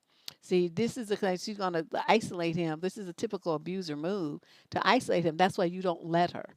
So you don't say a word, don't tell your wife, don't say nothing to nobody. Just listen to what I'm telling you. In the day of the wedding, you go and you take your little name tag or whatever they're gonna have on the other table, and you go put it right next to your wife, and whatever the one that they had there, you throw that on the floor, and then you move the place setting over there, and you sit next to your wife and watch what happens. Be ready though, because this little soft attitude that you have here, you got to get gully. You're gonna better have to put on your G face and get ready to rumble because it's going to be a hot mess. But make sure you know you need to make a precedent now so that this little bitch understands she's running everybody but you. Okay? She needs to understand that you are a formidable opponent and that she is not going to run you. She might run your son, she might run her parents, but she is not going to run you. Make sure she knows that that's the message that you're going to be completed. Google is your friend. If you don't know, don't ask in the chat. Look it up. Question number 20. Female 22 to 26, no location provided. What does it mean when a man says that he wants to be alone at this moment because he had a lot on his plate? And he's sorry if it bothers me, but he has a lot going on. He has been having more and more pressure and demands at work for a while. He even had to temporarily move. He also recently disabled all his social media accounts. I don't understand. Oh, he's sound like he's getting married. That's what's jumping out at me. He's getting married. And so he's closing all his avenues to his side pieces, of which you were one. So that's why y'all can't reach him on social media, because he don't want no problems conflicting with his new bride. And he wants to be alone. That means he doesn't want you to contact him. And all these excuses, about his pressure and all that just to have you back off. And he had to temporarily move. He moved in with his woman that he's getting ready to marry. Or if he hasn't already. That's what this is. That just jumped out at me. Okay? That's what's happening here. A young man closing all his social media, it can only be that. Okay? So that's what's happening. Your dude that you thought was yours is actually somebody else's. You was a side piece. And he's marrying some other woman that he really wants. And so he's getting rid of every evidence that he was doing some illicit shit by closing his social media accounts. I'm just telling you. Question 21, female, 30 to 36, from Australia. I've been with my partner for a few years now, but we don't live together. He comes over most nights when he doesn't have his kid. My issue may sound ridiculous, but I'm starting to get a bit irritated. He has his child every other weekend and also a random 1 or 2 nights in the week for dinner. On the days he has his child randomly for dinner, he will text me a couple of hours beforehand to say that he won't be over for dinner. Fine, no problem. But it's becoming more regular that I'm getting food out of the freezer to defrost for dinner, and that he's not letting me know he won't be over until the last minute. This happened again today. I've got plenty of food out this morning for dinner to defrost, and he has just texted me to say he is having his child for dinner. I saw him this morning, and there was no mention of him not coming back this evening. I brought this up with him on a few occasions. Could he just let me know the day before that he won't be coming, just so I don't end up wasting so much food? He took it as me trying to tell him what to do. On one occasion, took it that I had a problem with him having his child. I know in the grand scheme of things, this is not a major issue, but I'm getting fed up with not being told about plans that technically impact me. Well, involves me ending up bidding food I've bought. Any advice on how to tackle this, as the last few times didn't go down too well, and it's happened. You're being stupid. Okay, what are you, the short order cook for this motherfucker? You just, pulling food out and cooking for this motherfucker?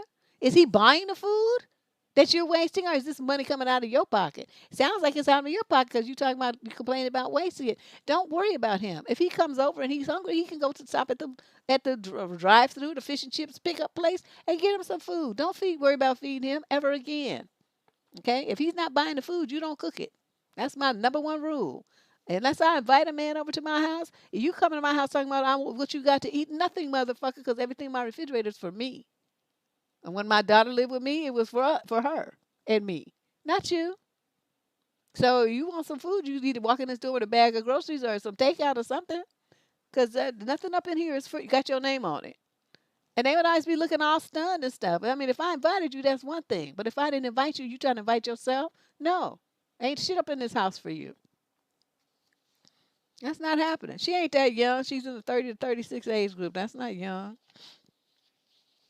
She's old enough to know better than this. Whew. So that's what you do. You don't do anything. You don't take anything out of the freezer unless it's for you. You cook enough for one person. Okay, for you to take to work the next day for your lunch or something like that. And you start you telling him I didn't cook anything for you. And I'm not going to cook anything for you ever again. Okay, unless you buy it. Then the money that will be wasted will be yours. It won't be mine. Okay, that's what you have to do with him. Question number 22, female. Oh no, it doesn't say anything. All the other stuff is not here. I've been in a wonderful relationship for the last 10 months. He's kind, affectionate, intelligent, honest, and generous. I've honestly never felt so happy and so loved and cherished. From the beginning, intimacy has been an issue. We have loads of hugging, kissing, holding hands, but he doesn't seem to want any go beyond that. To complicate matters, we haven't had opportunities for privacy either with our living situation in lockdown, but he has said many times he looks forward to the future when we can be in bed together. He constantly tells me how attracted he is to me and constantly and says I'm sexy, etc. He's very tactile and tender. A few days ago, he got upset. We were kissing, and he said he feels awful, that he's not meeting my needs. I reassured him that it's all fine. In the future, we'll have more opportunities to be together and be intimate. He asked for something I want. I said yes because I'm very attracted to him. He has said many times he wants it too. But then out of the blue, he said I should take some time to think about what I need and want because he's not meeting my needs.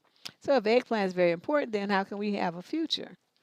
Okay, I'm already seeing where this is gone. You're going all this talking and all this stuff. This motherfucker has a tiny dick.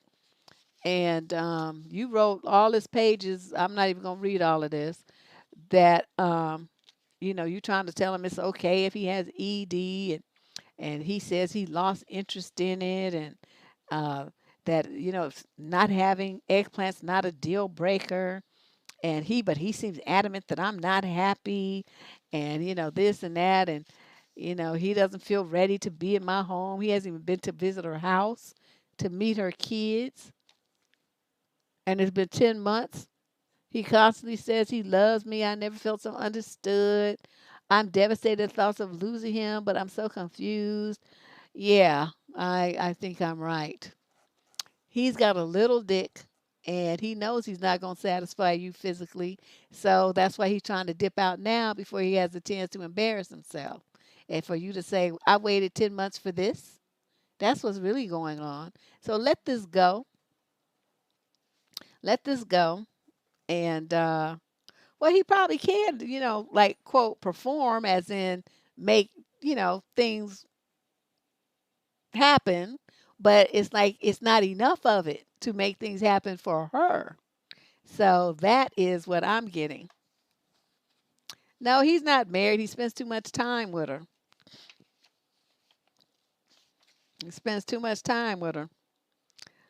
I don't think it's that. I think it's that he has a little dick and he can't because he's all his focus is on, what her needs are, and he's apologizing for not meeting them. Is that important to you? All of his focus is on, her physical needs and how he's not meeting them, and then now he's trying to back out because of that. I'm just getting the feeling that it's because of the thank you. It's because of the size issue. Oh, wait a minute, I skipped something. I'm making too many. I'm skipping too many pages here. Okay, here we go. Question number 23, female 36 to 42. My husband and I have been married for 5 years now. I'm not a mistress or an affair that caused a split from his first wife. Their marriage had been over for years before I came along. My husband stayed in the marriage because of their children, despite the problems and him being unhappy. He has 2 children, both are grown. It's not been an easy relationship with them, especially the daughter.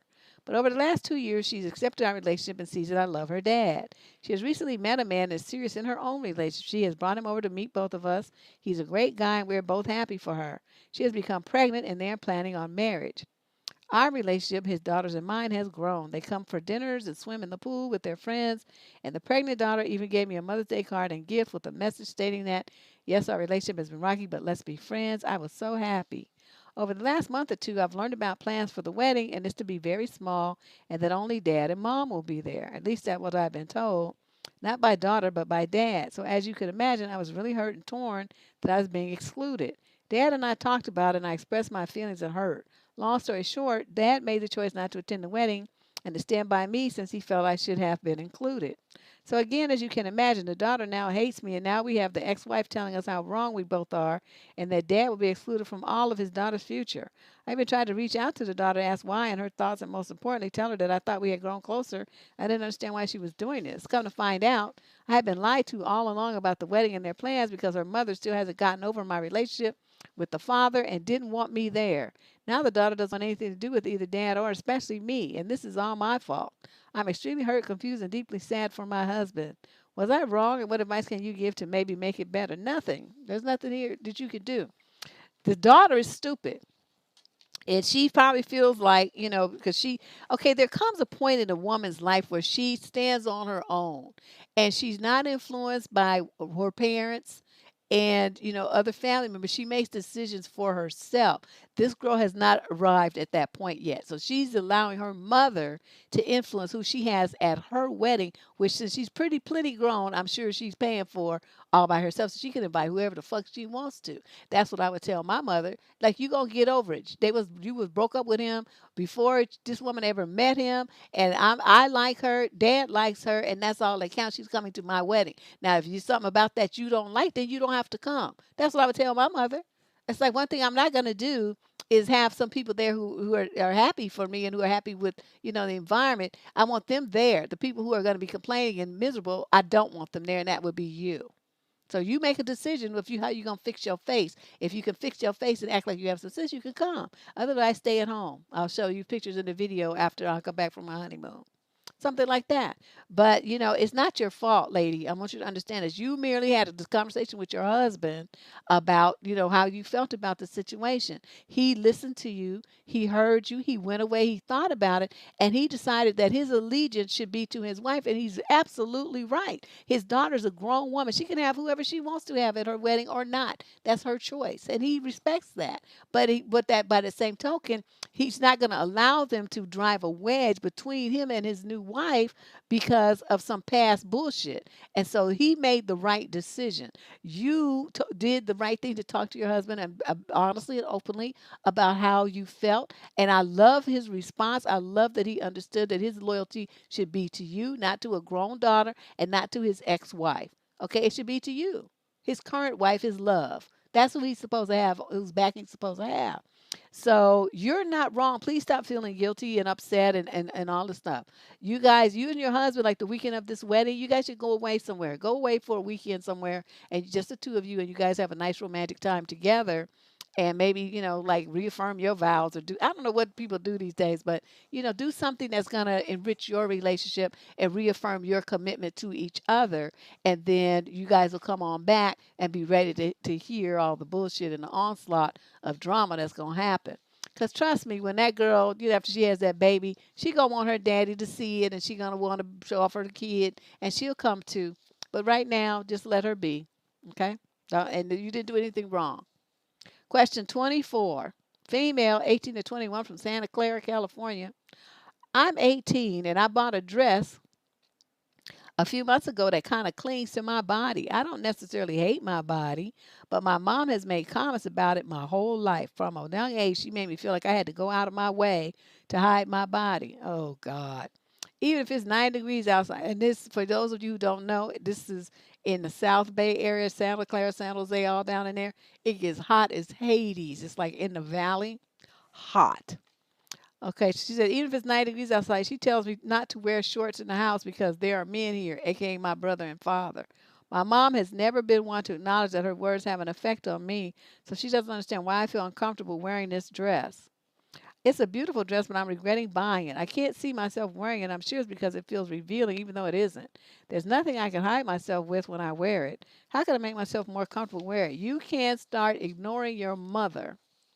See, sometimes, like I said earlier, sometimes these older women are envious of the young girl's youth and beauty. And the fact that your mother started trying to body shame you from when you were a little girl, that leads me to think that she has some kind of issues with sexual abuse in her past, to where she feels like ashamed, and they were making her feel like she, because they'll do this a lot to young girls. Well, you're fast, and you a Jezebel, and your body, made them feel lust, and so they blame the child for her own victimization, putting all responsibility instead of on the adult male who victimized her. And I find that so amazing. So I think that's what I'm getting, is that's the job that has been run on your mother, and that's why she feels the way that she does about you being comfortable with your body and sexuality, because you haven't had those experiences where you need to be ashamed of anything. She did. Okay. So it could come a time, I know you're only 18 right now. You might not have the courage to talk to her about it, but when you do, that will be the approach to say, Mom, I'm thinking, I'm getting this and that this is the source of your issues with, me being comfortable with my body. And so you always try to embarrass me and shame me about it. Is that true? Is this what happened to you when you were a girl? And that's why you so worried about me showing my body, because you think the same thing's gonna happen to me? You have to say things like that to her. Um, and what you do, try to dress on in the privacy of your room, walk around with it, see how you feel in it. I mean, it has to be thing you have to be comfortable with it. I mean, otherwise you aren't going to wear it, and you could take it back. But if it's just a matter of you're comfortable in it, but your discomfort lies in what you think other people are going to say, well, then that's what you have to work on. You don't worry about what other people say. You don't worry about what other people do. Okay, and at 18, that's something that you're a grown woman now. You need to start getting in that mindset. Okay, you worry about you, and don't worry about what other people do. Because there's always going to be some haters out there in the world. You're never going to please everybody. That's why you got to please yourself, and don't worry about nobody else but yourself. So let's get those likes up, people. I'll say the people, it would be nice to see some likes here. And if you're not already a subscriber to the Debsterism channel, please hit that subscribe button before you go. Nothing like having more people as part of this wonderful family. We always appreciate it when we get more ladies as part of the crew. As you become a subscriber, you'll get notifications for when I just, decide I'm going to just pop up. I do pop-ups every now and then. And there's no show played beforehand. I just start talking. Okay, but if you're a subscriber, you'll get that instant notification on your phone. If you're not a subscriber, then you just miss out and have to watch the instant replay. But as you admit, it's more fun being here for the live, right? All up in the chat. So hit the like and hit the subscribe. So let's move on. This is our last question of the day. Oh my God, and look how long it is. This person wrote a novel. Okay. Question number 25, female, 30 to 36, from Bowling Green, Kentucky. Sorry for this long, rambling letter in advance. If Candace picks my letter, I am forever grateful. Well, she did, and she threw it on the end, so let's see what she said. Yes, join the squad. I am 30 and just recently broke up with my 35-year-old boyfriend of 10 years. Oh my God, you've been dealing with this dude since you were 20 years old? Throughout our relationship, I've been the anchor and the adult. I own the house. I own both the cars. He has no bills in his name and just pays me half the mortgage monthly. My family has helped me financially in terms of a down payment on our first house, which I was able to sell for a profit years ago when he broke up with me for another woman and he moved out. Another long story. Okay, this sounds pays me half the mortgage.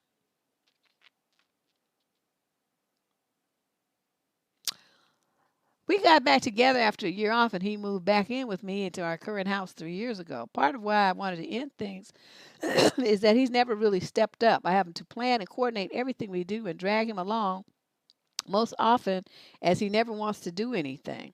Bring him to social events, he will sit quietly and sometimes even apart from the group, make little to no effort. He blames this on anxiety and depression, which I fully understand, but he's able to do the things that he wants to do without an issue. It's only when I'm asking some participation that it's a struggle. Last summer, I refinanced my house to do some updates, and he has not lifted one finger or shown up to a single appointment trying to get the remodeling done. Now that I want to end things, along with all his promises that he can change and work it out, he's guilting me by bringing up that he's losing everything. He's losing his home, the dogs, his comfortable financial arrangement with our mortgage as rent is really high in the area, and he works a low-paying job. He blames me for trapping him in a situation we felt he had my security, so he didn't push himself to become more independent. Really? He makes me feel so spoiled and cruel because I have to keep all these things. And despite that I have a supportive family, I have worked hard to move up a career that pays decently. I know I've been privileged, but I'm also generous and empathetic. He tends to be entitled and bitter. He also brings up that he has no friends and little family in the area that he's close with, again, as a result of him not trying. Whereas I have found that I have become his family and the best group of supportive friends. I've offered him to stay in the house as a roommate as long as he needs to find an affordable rental situation, and offer for him to keep one of the cars, signing the title over to him. But he just keeps coming back with how much he's going to struggle and that I'll be fine and it's not fair. He has also asked for a big chunk of cash, $10,000 from the refi money, since he won't be around to enjoy the hops updates now. I really need advice on how to follow through with what I want when it's at his expense, or am I being a total bitch? I need to understand. No, you're being hella stupid though. First of all, if you let him say, what you need to do is give him a rental agreement, which is something that you should have done a long time ago. You give him a rental agreement and you make sure it covers what he's paying for rent, okay, and that it covers his utilities and cable and water and garbage and stuff like that. So it's gonna, and his some share of groceries and things of this nuts. So you want to make it look very clear that he was not buying any interest in your house. He was paying for his living expenses, and you want that spelled out in the rental agreement. Okay, heed my warning. You about to have a problem because you were stupid and let this dusty bum with no future, no promises, no money, no nothing come and stay up in your house and take advantage of all your lovely things that you accomplished. Yeah, he's a bum. He's just a dusty bum. Okay, so that's the first thing you're gonna do. Tell him if you want to stay here, we sign here, and you're gonna stay in that guest room. You have 6 months or 3 months or whatever you want to give them, and then tell him that you're gonna get out. And during that period of time, you're gonna get 2 jobs and start saving your money. That's what you're going to do. And he's not gonna be able. What's he gonna do with a car? He don't have no insurance. He don't have no money to keep it up. That motherfucker need a bus pass or a skateboard or something that's free, okay? Or that doesn't have responsibility associated with it. And he's gonna lose everything. But see, this is when you come back with him. It's like, okay, we've been together 10 years. Well, I busted my ass to make all of this happen. What were you doing? You weren't doing anything. You was riding on my coattails, thinking that I'm gonna be taking care of you for your whole life, and that's not gonna happen.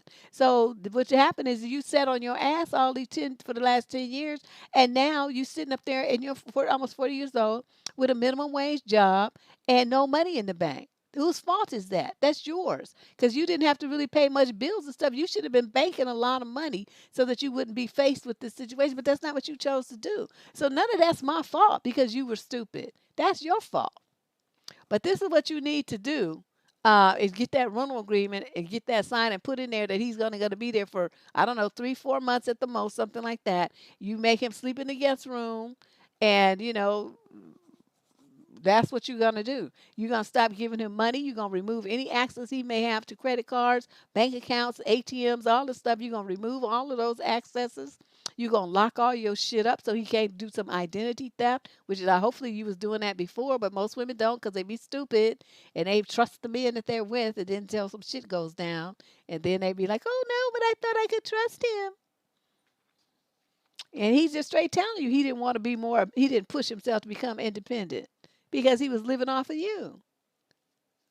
I'm like, wow, this dude is just a super dusty. And he wants a big chunk of cash. Tell him no. The refi comes from your house, from your thing. See, if he had a better job, he would be getting a big tax tax thing. He would be getting a what you call it? A what's them little checks they be giving everybody? I didn't get one.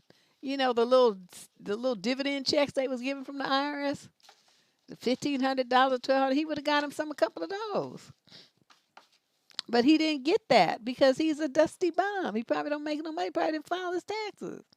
I don't know what to tell you about that girlfriend, but heed my warning though. Get that rental agreement, put a limit on it, and then if he doesn't, so that when it comes time to kick him out, you can proceed with the eviction. Okay? And then you're gonna change your locks and you're gonna go on with your life. And in the future, don't move some man into your house. If he can't afford a house to bring you to live in, then you don't fuck with him. Okay? Don't. Don't bring me into your spot. That's your house. If anything, your house should be rented out and he should put you with him in some other house. Okay? That's how it should be. You don't move men, you don't take care of men. You don't help men. And if you're in doubt about that, look at the video that I did, and that's what the title of it is. Never help a man. Okay, it's one of my 7-minute video series. There's not a lot to say on it. Did it all in 10 minutes. And so you look at that, and that's ought to tell you everything that you need to know about that. So you guys, I'm gonna be visiting relatives all weekend, so I won't be around. I don't know. We'll see if I can get Joy to do a video, maybe a little pop-up video if we do. But other than that, I will see you guys on Tuesday, all right? Tuesday, we're back for What the Fuck Tuesday, Relationship Advice live stream. And if you want your letters, submit a letter for the show, look at the show description down below. Click that link that says submit your question for advice, and then we'll, take your question under consideration. You guys have a great weekend. Thanks, Lady Boss Shay / Shay, and everybody who's a regular here. Appreciate your support. Thank you for the super chats, and I'll see you all on Tuesday.